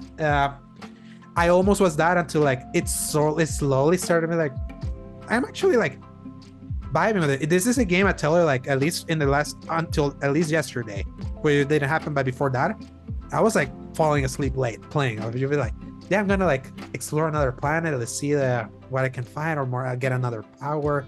We're just kind of flying around and just live and take the pictures, and that eventually it kind of has that allure. But I will say, like, Starfield and Bethesda better be glad like that the Xbox version of Baldur's Gate got delayed, because like if that game would have if they come out around at the same time, it would have not looked good. It would absolutely not have good luck. And it's just the fact that it feel bad for Bethesda that they got outclassed again. After all these years, it happened again to them. They can go sit at the same table and that Horizon Forbidden West and Guerrilla sitting at right now, and they could both. No, it happened to it happened to them, and also Jedi Survivor. That's funny. Jedi Survivor got also put in that table that they've been completely outclassed. Yeah. So, but yeah, it's like I really like it. Again, kind of like I say, I kind of have it at an 8 out of 10 if I would be reviewing That's not bad. It's a great game. I liked it. For a while, I thought it was my second favorite game of the year. Like when I was having some of those highs, then it dropped like precipitously, like in my excitement. So it has pendulum swung a lot. So definitely I want to see if I beat it by this time next week. Hopefully I can have you in, like, because I kind of want to hear more. Yeah, for sure. When Paul is, because I want to hear Paul's experience also, because I kind of have an idea, but he has also had a really buggy time with the game, which I haven't. Like, I'm playing. Is he playing on PC? No, Series S. We were both playing on the S. Which, by the way, shout out to Microsoft. They were not kidding. Like, Todd Howard wasn't kidding when they said that he play tested a lot of this game on the Series S, because they knew that the Series S was going to be the majority of the players are going to be. Yeah. They intentionally sold a 1 terabyte Black Series S the day the early access came out, so you can definitely tell what their plan was. So I'm really glad, because I tell you, I also tried the PC version because I was like, I'm going to try it to see. My PC is actually running it really well. I was like, oh, that's good. Okay, so that's like pretty good, because I have a 2060 GeForce RTX Core i7 laptop, so it's not like even top of the line, and not running at high frame rate, but it's running it faster than the Log 30 on the Series S. The Series S has only had some frame rate fluctuations when I'm in like New Atlantis, the big city. So when I'm running that, it has that classic Bethesda that it feels like it's loading the assets, so it's like the frame rate is loading, but for the most part it's been a Log 30. So I'm like, I have had many experiences this year that are like, I'm not feeling like playing this on Series S. I feel like I could be playing it on a better system. At the very least, it feels solid enough that I'm not mad playing it on Series S. So they did good there. So this has been the least bugs that I've seen on a Bethesda game. I was Skyrim PS3 player. That game obliterated. That's why I never finished it. It obliterated on me. I got rim lag, and I never wanted to go back to it. So that's why, like, it's like, at least from that in a pocket, it feels like Bethesda's better made game. The thing is that outside the bubble, you've seen a lot of games like outclass it in so many different ways. But Bethesda's games have like a charm to them that, even though they're outclassed in many areas, their charm can still make their games like stand toe to toe with objectively better looking and better performing and better made games. And it's just crazy how that the magic of a certain series can sometimes carry that. And I experienced that heavy with Zelda earlier this year. I've cooled off from Zelda, especially after the whole patent fiasco. That made me feel a little bit lesser about it, even though I've learned more through like some lawyers that it's not as bad as it, or as dire as it seemed, but it's just the idea that they were patenting, and what made me more like, sorry, I'm not gonna reward you now, even though you were one of the better games I played this year, but I just prefer Final Fantasy. Here's my thing. I think like, and you know, again, this is an opinion based on very little gameplay. So I'm like, I don't think this engine's good anymore. Like in 2023 anymore. Like this feels like an archaic engine completely. Like the Bethesda style doesn't feel like it meshes well with 2023 compared to like Cyberpunk, compared to The Witcher, for instance. And such I agree with that from fidelity standpoint. It's definitely this is definitely a newer version of the same old tech that they've used. The only place where I grant them that why I accept why they still use it is because there is no other engine that is as interactable as this one, in that how many different individual pieces are like pickable and grabbable and all have individual physics to them, where you can drop all of those things in your ship. Do you see the thing about potatoes? Someone like grab all those potatoes and just like potatoes, and all of those potatoes have their own physics. They're their own inanimate objects, and that's like what the creation engine allows them to. Until another engine allows that level of interactivity, I understand why Bethesda is still using that. But from a fidelity standpoint, from a graphical standpoint, I agree. This is not it's a great looking game in spots, but it's not an overall great looking game. It is one of those things to where I'm like, and we were talking about this a little bit in the lead up when we were talking about PAX and such like that. Like, this is going to feel really dated in a couple of years when people really get the hang of Unreal Engine 5. Right now I've been hearing from many technical sides that people are like, why wasn't Starfield made in like Unreal Engine 5? And there is a salient point saying that the Unreal Engine is not made for the kind of game Bethesda makes, how they make it with the million different objects and all that. If they wanted to make a game with more limited interactivity and pushing more the fidelity, it could totally be made. It's just that they're so pernicious about the stupid, like, I'm gonna grab the water bottle, I'm gonna grab this Boba Fett, I'm gonna grab this watch, everything. It's like they're like the only engine that does that. And again, and they say that they could make it prettier. Like that's what Todd Howard said in a Lex Friedman interview. That was the first time that we heard that everyone's fears that this game was not going to be 60 frames, because he literally said in that interview unprompted when they were talking about the technology of their games, he was like, yeah, it's like I like how our games run at 30 frames because we're definitely pushing a lot of the interactivity and all of that. We could potentially do it with a higher frame rate, but we really care about like the interactivity of our worlds. It's like that interactivity combined with the mod support that everyone gets, and see that the creation engine tool allows. This is why we're not the graphical powerhouses, but it's like that hasn't stopped our games from like being so highly playable. And there's so many people through mods, they make them so incredibly beautiful also. So it's like it's so funny that they eventually let the community like mod in a bunch of stuff. It could seem lazy. It's like, if that can be happen, why aren't you doing that? But they focused a lot on the functionality. But yeah, I don't disagree, like from a fidelity standpoint. At the same time, it's like similar to how I even told you that even on a game as old and in decrepit hardware, like Tears of the Kingdom, it's like you can find beauty. It's art style though. Yeah, in art style, you can find beauty in art style and specific moments rather than just fidelity. I have a friend, my friend Zach, who is in our chat with Paul, that I have, is like, he actually prefers the look of this game than Cyberpunk, even though he says fidelity wise, Cyberpunk beats it.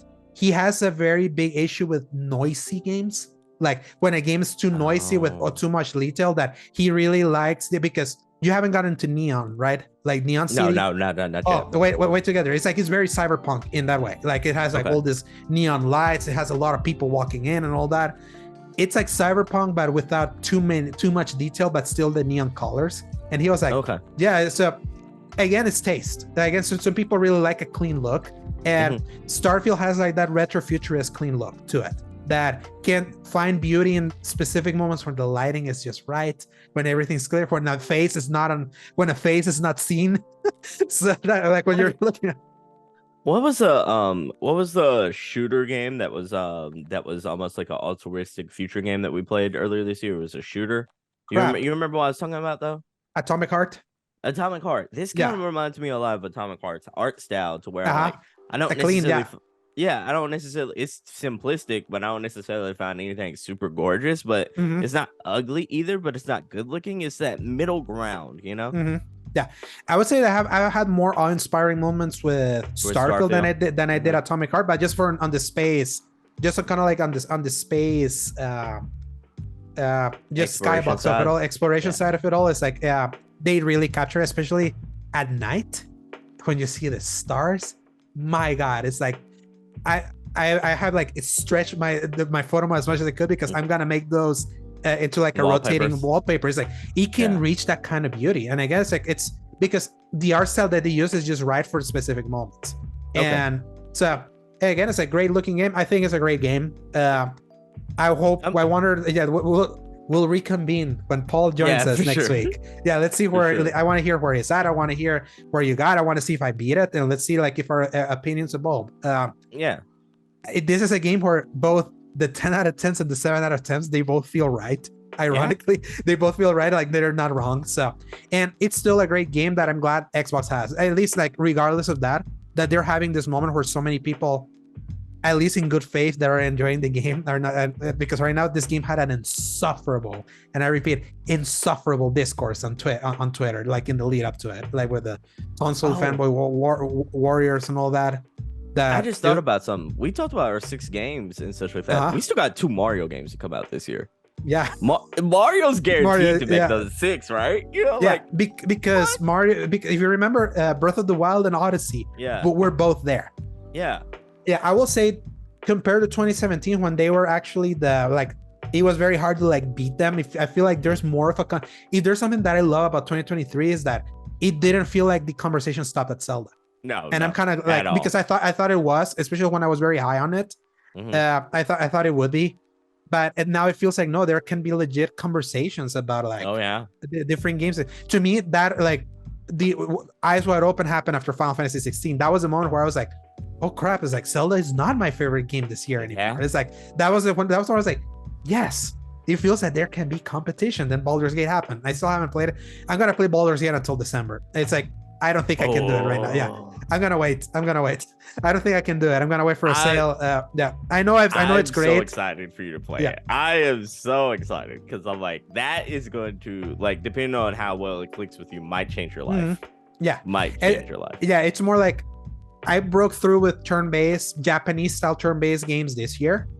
I don't know if I can break through quite right now with like more Western style CRPG like that one. So that's why I'm like, I kind of want to wait at least on a sale, especially right now because I'm enjoying Starfield. If I finish Starfield and then I'm hunkering and be like, I mean, Cyberpunk's coming at the end of the month, so we'll see. We'll definitely see on that one. But Sea of Stars as well. Like, Sea of Stars is, I have it installed there. I can definitely use that as a palette cleanser. There's this game called Eternites coming like next week. Oh yeah. It's the action game / dating sim that actually caught my attention more because it's cheap. It's actually like $27.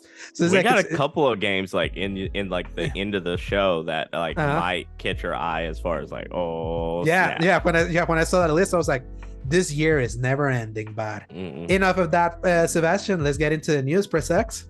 All right, for the news.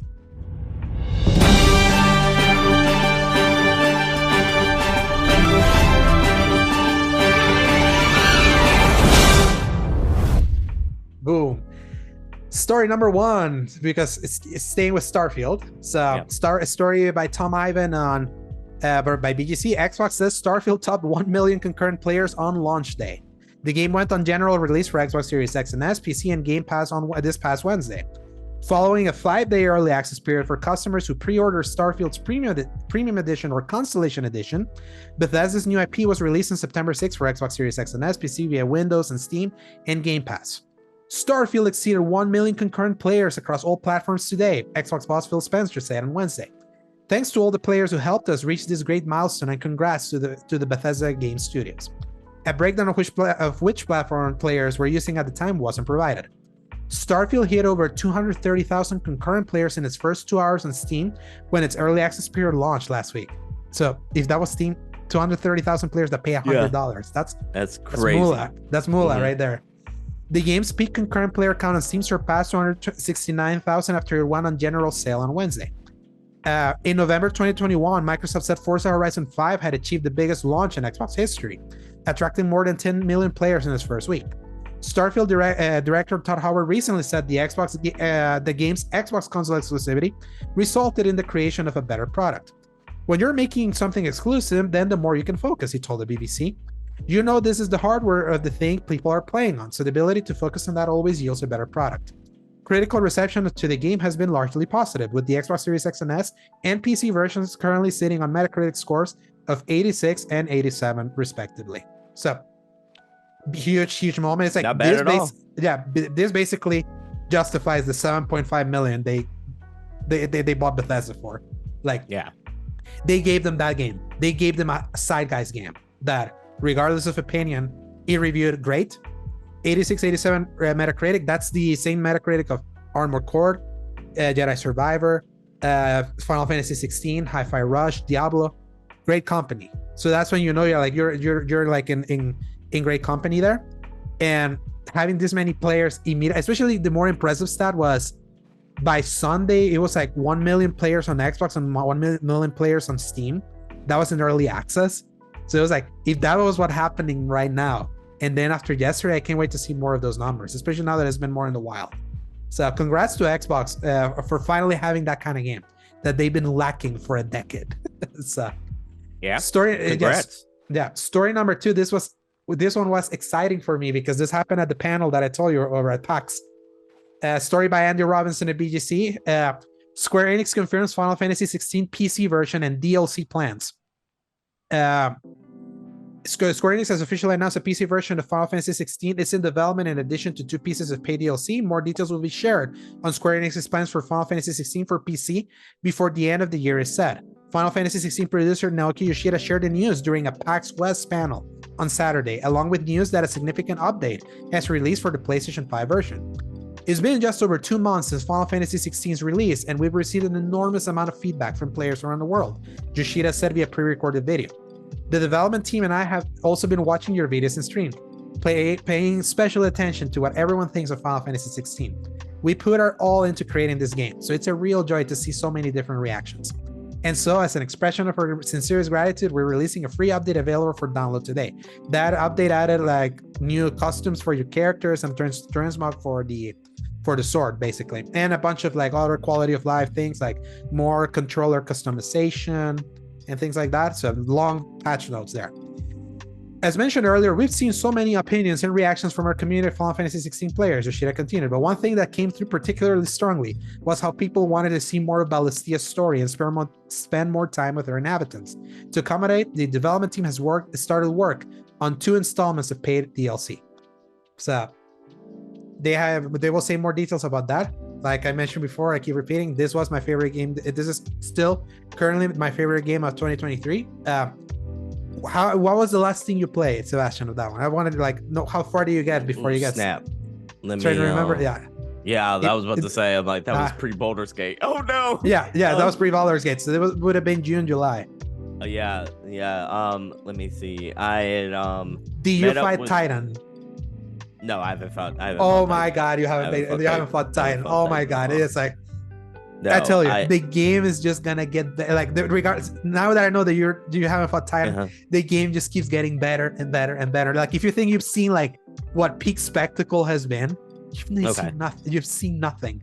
Like, I know I have 2 powers. I know I have like the fire power, wind power, and wind power. You're so So you beat Garuda. So yeah, for sure. I know I beat Garuda. I know I'm like reunited with the best friend, the childhood friend. Yeah.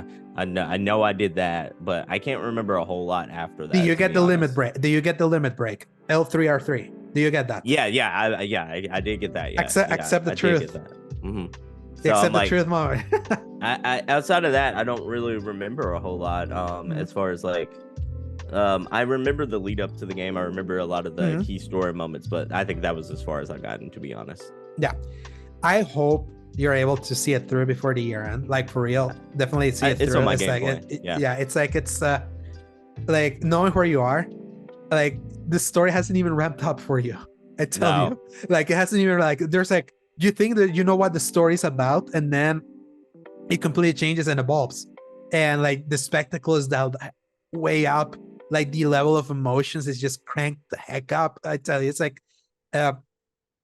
no game has like lived in my mind this entire year like that game after I finished it. It was a game that I cried at the end. Like I was crying in the end. When I talk about the ending, it makes me tear up. It's a game that nails the love, like it nails brotherly love more than any other game that I've ever seen. And it is spectacle that blew my mind at a time where I said that I don't think graphics or like visual spectacle could ever wow me again, because I felt like we had reached the ceiling. This game breaks that ceiling. You haven't seen, like when you see that Titan battle, oh man, I can't wait for you to see that, or the Bahamut battle, or even the final battle against Ultima. So yeah, it's such a great game. And again, I'm already bracing for the fact it's not going to be in the 6 games. If it somehow if like I tell you, if it somehow makes the 6, that will be enough of a win for me. I like be like, yeah, you're in the group, so you made it. So that would be enough for me. It's like that's how much I love that game.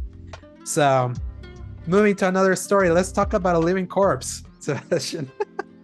That is story absolutely crazy. Yeah, story by Tom Ivan from BGC. Oh my goodness. Yeah, Skull and Bones. Loses 3rd creative director, reportedly still without a release date. According to Kotaku, the oft-delayed pirate game has lost its 3rd creative director, Elizabeth Pellin, who had been responsible for rebooting a project that was originally meant to be released in 2018. Skull and Bones had a closed beta test last month, and it's officially scheduled to launch during the publisher's current fiscal year ending in March 2024. However, Kotaku sources say a release date has yet to be nailed down internally. They also claim that Pellin's time at the Singapore studio ended prematurely, with the Ubisoft veteran returning to the company's Paris headquarters this summer. Pellin, who most notably wrote and directed 2003 shooter 13 and led level design for Splinter Cell's first sequel, Pandora Tomorrow, had been expected to remain at the Singapore studio until at least the end of this year, it's claimed. 5 years ago, Elizabeth Pellin went to Ubisoft Singapore with a mission to reboot the creative direction of Skull and Bones. A Ubisoft spokesperson told Kotaku. She succeeded, and the Skull and Bones team is now fulfilling her vision to deliver a unique naval action RPG experience to our players. The positive feedback received during the recent closed beta highlights the invaluable work Elizabeth and the entire team have done, they added. Now, through the game's launch, our focus is to offer the best possible experience to players by considering their feedback and further polishing the game. Why is this game not out? It is insane. Like, this feels like it's not necessarily just the game. It feels like the direction of Ubisoft right now, if I'm being honest, because like they like outside of AC, it feels like they are directionless, Yeah, and their last forward that happened, they're basically their E3 conference this year, was the first time that I felt like they knew that they had been directionless, and they scaled back a lot of their unsuccessful ambitions, especially in the realm of live service, and wanted to like focus more on core stuff. That's how we knew that Prince of Persia became a thing. Their Avatar game looked way better than I was expecting. It felt like the next evolution for Far Cry, especially I hope so. Yeah, especially because it was like basically a Far Cry game but set in Avatar, and I'm like, that feels like the formula sort of remains the same. It being set in a sci-fi world like that, it's a cool way to shake up the formula more than than the Blood Dragon they did with Far Cry 3 back in the day. So yeah, it was like, and then Assassin's Creed Mirage right now is like, especially it's the cover story. It's a cover story for Game Informer currently. A lot of the things that they're saying is exactly what the Assassin's Creed fan base has been craving for. Like literally everything that they've been saying feels like in direct response to Valhalla, like the things that people didn't like about Valhalla. So if that hits, that feels like, at least they still got it that way. And Star Wars Outlaws was a very impressive. So cool. That was a very impressive game coming from them. That I hope at least gets so close, at least gets as close to that pitch that they gave us as whenever we get that game next year. So it felt like course correcting, but then Skull and Bones is still just hanging there. I know like the reason why they haven't canceled this game is because this being made at Singapore, I think they have like an obligation to release this thing. The thing is that I don't know what they're waiting on. Here's what's funny. Travis Northup from IGN, he actually played the closed beta and did an impressions piece over at IGN, like in preview, and he said that the game is actually way better than he was expecting it to be, considering everything. But I don't think that. I think the bar is so low though. Yeah, the bar is like so freaking low that I'm like, anything other than just disaster may seem impressive. It's just, I don't know that game has a market. I don't know if that game has even like remotely a prayer. It's like, it's clear it was like greenlit after the Black Flag like highs, and that zeitgeist passed us way, like it's been like long way ago. Done, and they're even talking about they're even remaking Black Flag somehow. That came like in the grapevine of some rumors. I was like, so we've come full circle. Like Skull and Bones was supposed to be an offshoot of that to continue the pirate thing, and now they're just gonna remake the game that started the zeitgeist. Like, yes, Skull and Bones is like its continuous existence. It's like this is a living corpse of the thing, and it's just hilarious. So you're an Assassin's Creed fan a lot more than I am, because the only Assassin's Creed games I like are the RPG style. The RPG ones, yeah, post reimagining, huh? Yeah, so I'm like, do you feel like you're encouraged by the direction right now for the AC, or do you feel like, because I look at it kind of like, I kind of look at it like maybe more so like I don't know if I like this. But I understand why they're doing this, if you get what I mean. Yeah, so it's twofold, because we know what their plans are. Assassin's Creed Infinity, their hub that is gonna house their next big Assassin's Creed games, which is gonna be the Japan one and the Roman and the Witch Trials of the Roman Empire one, Hexen. Those are like the next big two. Mirage to me feels like make good for us that have stayed with the series since the beginning, and using it as a callback, because the thing is that the reason why they had to reimagine is because they drove the series into the ground. Every year, a new Assassin's Creed. Every year. That then Assassin's Creed Unity, which legendary launch disaster, one of the worst launches of a game ever from a technical perspective, that once it got cleaned up, a lot of people were like, damn it, It's not Ubisoft. bad. Yeah. It's like this game was not bad. It's like you had it if you had cooked it more. And they correlated the reaction to that and how then the next year Syndicate, the London one, which it's my third favorite Assassin's Creed game ever, didn't set the world on fire because Unity was the burn. Like, what was like, no, you burn us with Unity. We're not buying the next one. So yeah, it paid for the sins of the father. And they read at that as be like, oh, people don't like this formula anymore. Let's pivot. What's famous right now in the world? Oh, The Witcher. Let's try to make an assassin. Let's try to copy The Witcher and make the Assassin's Creed games The Witcher. And I would say the approximation they did were pretty solid, especially Odyssey is the closest they got with like to really nailing that. I feel Origins out of those three is the best one in that.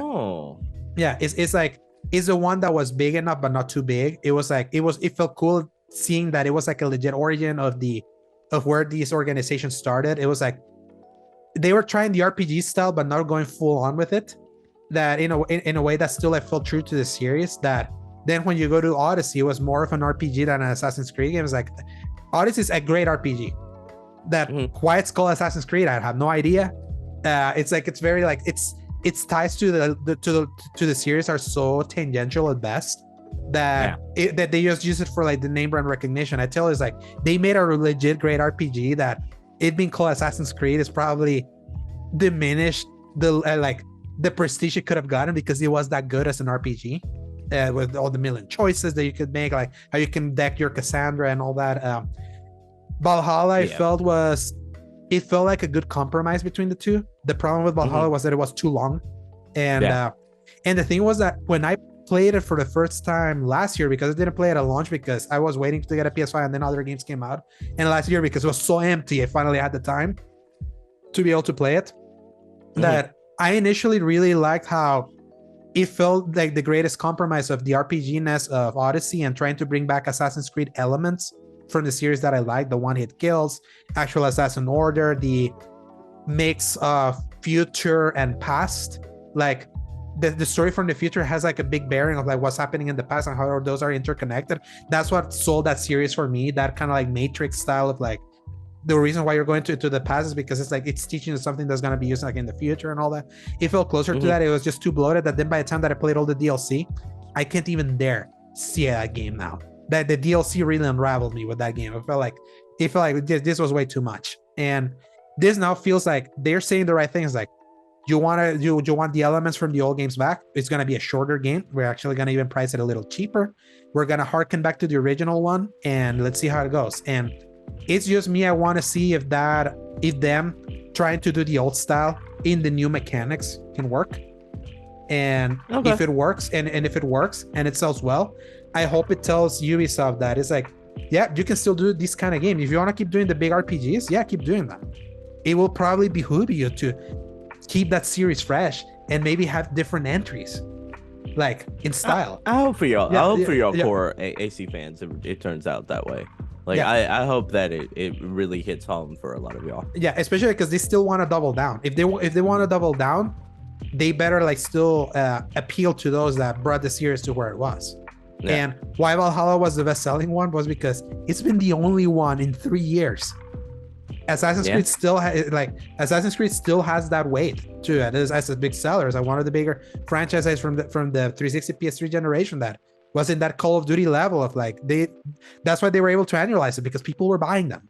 So it's just that it's much easier to annualize a shooter than it is a freaking open world. So that was the development realities that they landed on that weren't sustainable. So it feels nice that we got a long break in between entries right now. I just hope this one's good. Based on previous, it sounds like it is. I hope it stays true for the whole thing. And then it proves Ubisoft that bigger is not always better, because Ubisoft has been the worst offender in bloating their games. Far Cry 6, another one so it's rough. And Valhalla and Far Cry 6, I took samples of like, no, we're gonna like make this like 100-hour commitments, but the game is just the same. So I'm hoping, but I'm a long-time Assassin's Creed fan. You jumped in with the RPG, so why this one's significant may not resonate for you as much, but I would hope that it could. The fact that the game got done so early, they pushed it up in the release calendar, because this game was coming out on the 12th. and now it's coming out on October 5th. It gives me 15 days before Spider-Man. That, and a game's supposed to be only like 20 hours. Like it's manageable. I'm like, yes. And also because that's my next review.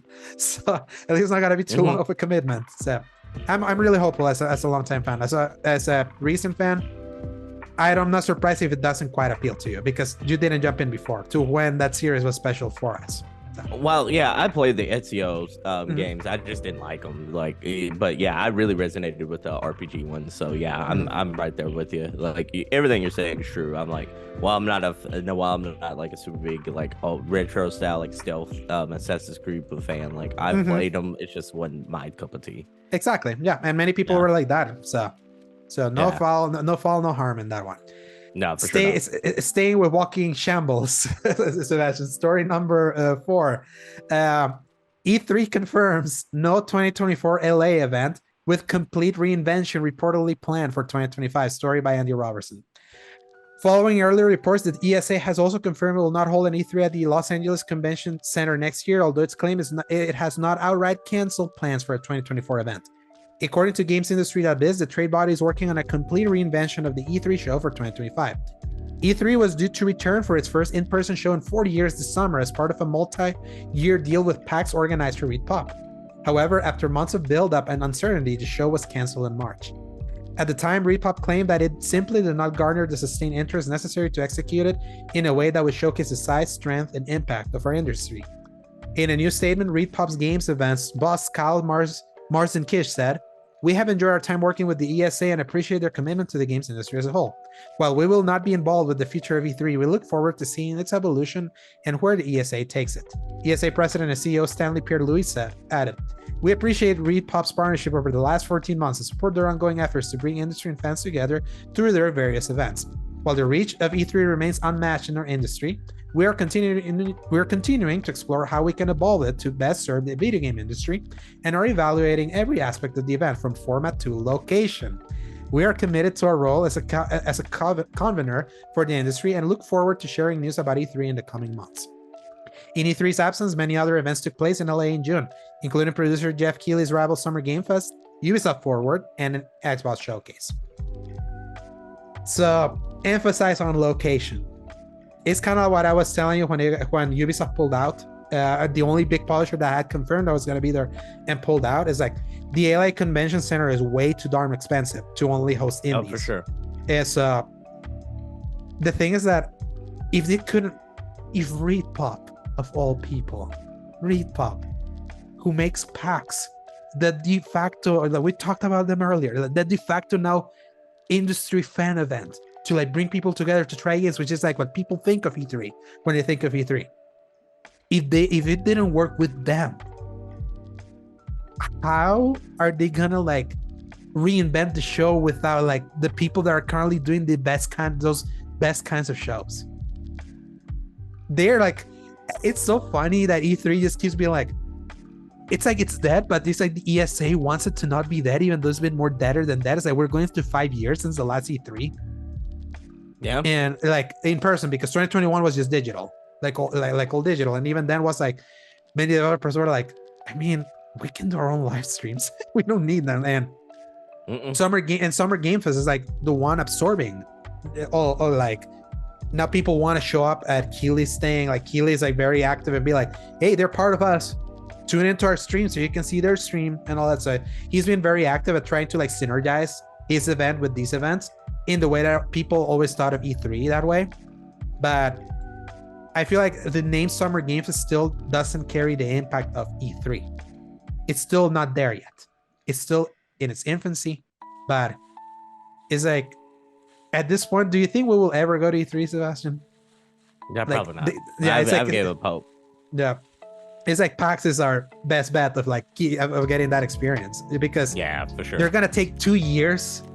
It's like, how much more irrelevant can either like you're giving developers 5 to 6 years to realize they don't need you. That has been like to me it was like the worst part of all this was when Sony pulled out in 2018. It's when they were like, yeah, we're not gonna show up in 2019. This is gonna be the first time we're not gonna be there. That didn't hurt them. When E3 got canceled in 2020, many people started doing their own like video events. That didn't hurt them. So it was like, it was them finally realizing, it's like, we're not being hurt by not like going to this event. The contrary, it's like, it's saving us money and space. It sucks that Sony basically was the first one to figure that out. And man, it's unfortunate because I would have loved to have at least seen what it was like. But the problem is that if we had gone in one of these later years, it wouldn't have been what everyone knew E3 like that. Because it's not the dream at that point. Yeah, it's not. This is not what this was in 2004 or 2005 or 2010 or 13 and 15. It was like those were the last times that E3 felt like a big moment.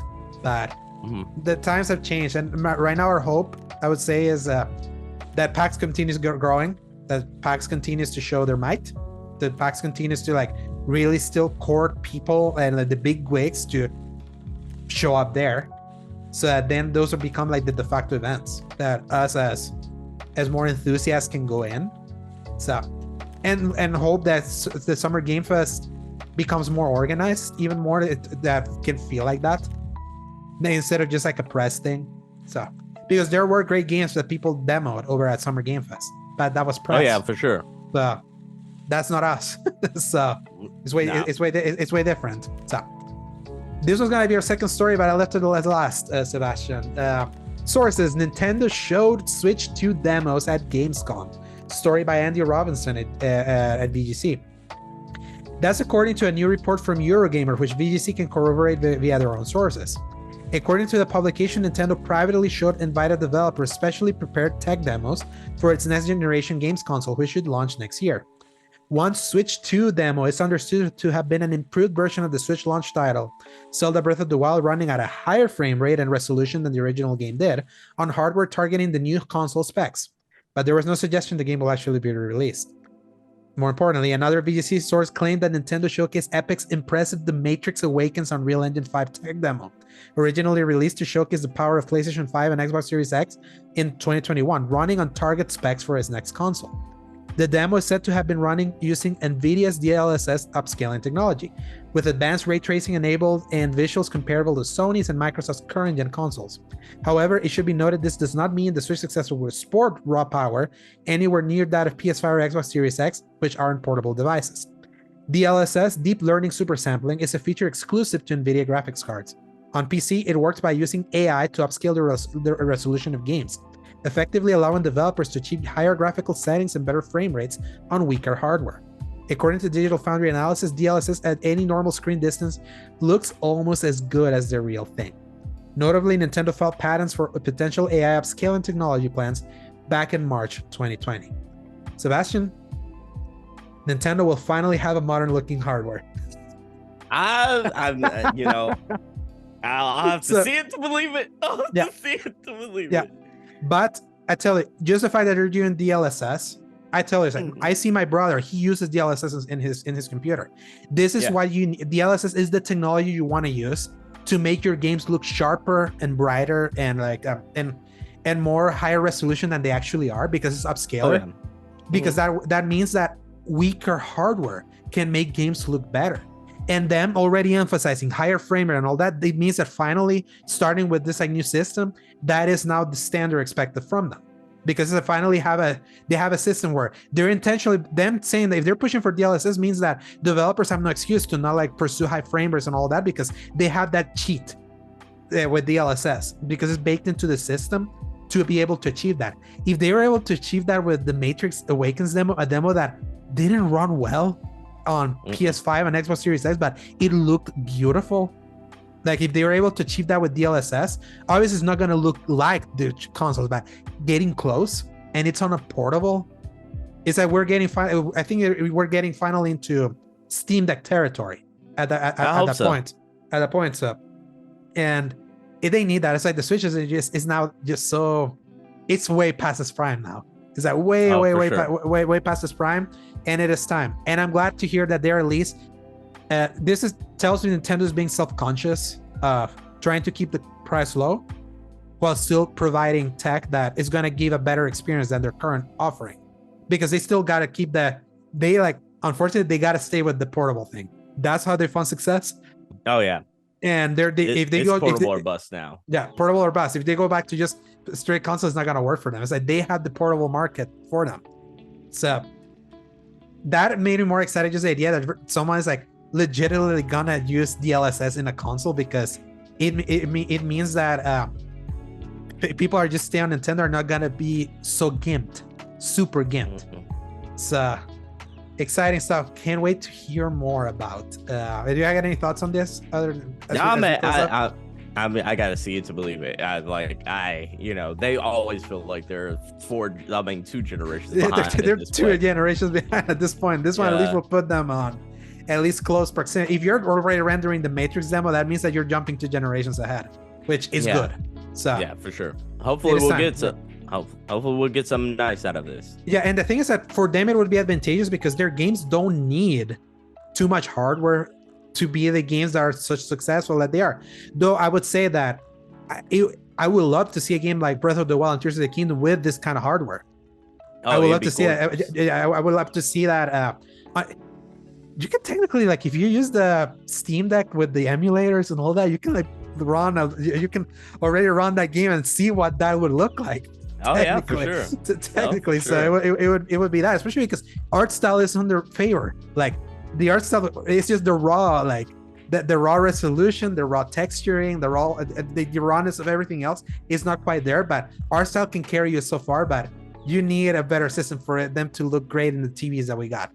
When the Switch came out, 4K wasn't standard, so 1080p could still like pass by, but not anymore. So excited to hear, and I want to see what the price is. Will they be able to hit $299 again? We'll see. If they do, that's a success. I mean, I think that, $350 is probably reasonable, but like I think they're $299 is that sweet spot.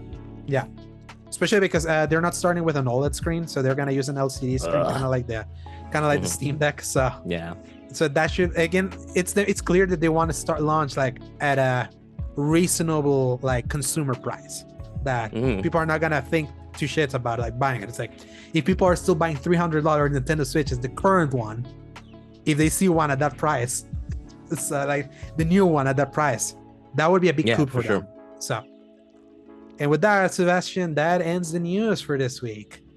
Paul's not here, so read us the game releases from the week of September 10th to September 16th. All right, everybody, we got some dope games coming at you for this week. We got Internights for PS5, PS4, the PC. I'm just gonna do the September 12th. Yeah, September 12th. We got we got Internights. We have Norv Play for Your Food, which is PS5, PS4, PC, Mac. Then Super Bomberman R2. That's pretty much all consoles. Pretty much all consoles. On September 13th, we got a really cool lineup for you. That's Gunbrella. Let's go. That's one of the indies that you mentioned to me once, right? That thing is so dope. Oh my goodness. I could see if this game year one stack, that'd be like a contender for game of the year. Like that's how good it actually is. But like Gunbrella, Switch, PC, September 13th. Pokemon Scarlet and Violet, the Hidden Treasure of Area Zero, which is the DLC, right? The DLC for Switch. Then you got Ad Infinitum, Infinitum, whatever. PS5, Xbox Series X and S, PC. That's September 14th. Also September 14th, AK Subtle. What the heck is that? Yeah, that's on everything. Also, yeah, that's on everything. Also, Deceit 2 for PC. Dune Spice Wars PC. Monster Hunter Now for all iOS and Android. iOS and Android, all your phones.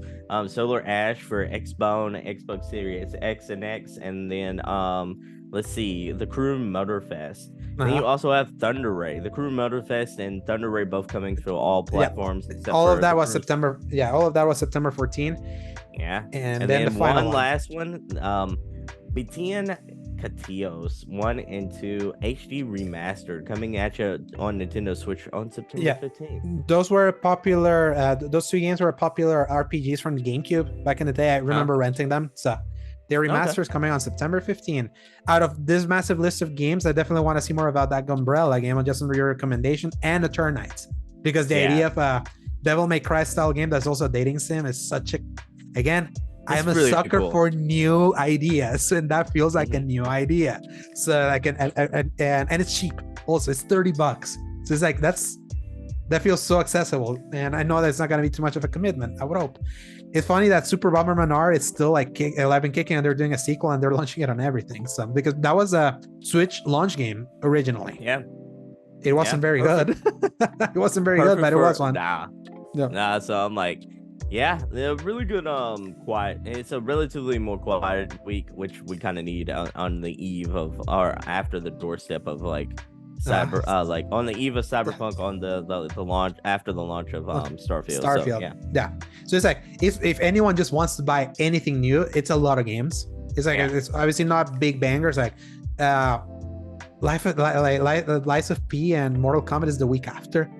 So it's like it's already gonna start like ramping up again. Payday 3 is the week after. Gee, and that's Game Pass at least. So yeah. And they're so and also Lies of P. So thankfully, it's like at least I get to try them.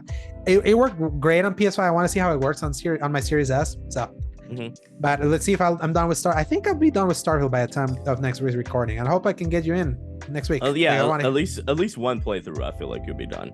Yeah. Another thing, I want to do multiples. I can't do multiples unless it's that appealing. But I want to continue my Final Fantasy journey. I tell you, like, I've become a Final Fantasy overfan this year. After 16, I beat the original one. I beat American Final Fantasy 2, which is Final Fantasy 4, and American Final Fantasy 3, which is Final Fantasy 6. I beat original Final Fantasy 7, like the PS1 original. I'm playing 8 now, so it's like I'm so in, and I can't wait to go back to that after I'm done with Starfield. It's like, what did you play all these on? Out of curiosity. On PlayStation. Okay. Yeah. So with the HD remaster collection. Yeah, so like the Pixel remasters, I bought the Pixel remaster collection, which is $75. But I did it with Paul. Like we did the split. We split it in our arrangements. They're so good. Like I get it now. I get why Final Fantasy is like the series that is as beloved as it is. And Final Fantasy 6, I tell you, probably one of the greatest games I've ever played. Wow. Yeah, like that old 1994 game, playing it now, like even with like some of the quality of life that they added, is like one of the greatest stories moments that I play, one of the greatest RPG stories that I've seen. It's like, especially thinking about them doing that kind of storytelling in 1994. Okay. Like before storytelling was even a thing, the themes that they were dealing with, the emotions that they were dealing with that game, like the complexity that they were dealing with, like it impressed me even this late, even just being a pixel thing. It's like I understand why it's like it's considered the greatest Final Fantasy game ever. And it's like the fact that if I can feel that way about that one, it's like I got it. Then Final Fantasy 7 looks very old because it's a PS1 game, but it's like it's like a game that the story and the charm carried me through its very dated looks. And and it's like you understand why people wanted a remake so hard, because the story of that game is really cool. So it's just really good. Yeah, it's just second beneath 6. You still haven't played remake, right? No. Yeah, it was gonna be on my list of things to do like around this time this year, but like so many things kind of save it for January, I'd say. Yeah, save it down. Because Rebirth, the next part, is gonna be so soon, so you can maybe play both back to back. Yeah, so that'll be a good time. Yes, Sebastion, that's the end of the show. Where can people find you? Yeah, y'all can find me at I guess the Twitter. We call it Twitter still. We call it X. What Twitter X. I call it Twitter X. Yeah, you can find me on all your favorite social media platforms at Sebastion PNR. And then like you can also find me at the Single Player Experience podcast, the premier podcast for single player gamers, to find about good single player games to play. There you can find about PAX recap. You can hear about like me interviewing some really cool curators in our industry. Be on the lookout for that. And you can also find Al over here in a couple of weeks, because we have a lot of catching up to do, where we're probably over in that side. We're probably gonna catch up really soon and talk about some of the game of the year implications, as well as we're gonna give him a chance to become a Pro Nerd Hall of Famer. That's where our Pro Nerd trivia portion over there. Yeah. How many appearances have I had this year? Like 3, right? Yeah. 3. So this will be like my 4th one. So Yeah, for sure. So I'm like, everyone just go check out the Single Player Experience podcast, and also, just if you feel privy to wanting to hear some really cool, I guess, really cool things, you might want to check me out on the social medias. But yeah, definitely go check me out on the Single Player Experience podcast. Yeah, and then you can find me at _Segovia on Twitter, and you can find me at Alejandro Segovia 93 on both Threads and Instagram, and then you can find my written content at both the criticalcorner.com, so for my old stuff, and my current stuff at seasongaming.com. So I just realized we didn't even talk about Spider-Man. Happy 5-year anniversary, Spider-Man. Happy birthday. Yeah, I'm hoping your sequel is just as good, if not bad. So same, and that could be a single player experience, because remember, go check our Jedi Fallen Order in 2023 retrospective over at the Purner Report there. So we could do that one. We could do that one for Spider-Man too. So Sebastion, thank you so much for filling it for Paul, especially for the such unforeseen quick circumstance. I love that I can light the bat signal and you're just gonna be there. It's helps me a lot, because I can't imagine doing a solo one. I've never done a solo episode. So yeah, and everyone else, thank you so much for checking this episode. Again, if you like what you listen, give us a like in your whatever audio service of your choice. Leave us a nice review, and keep playing some games to play. Whoop, whoop. Hasta la vista, baby.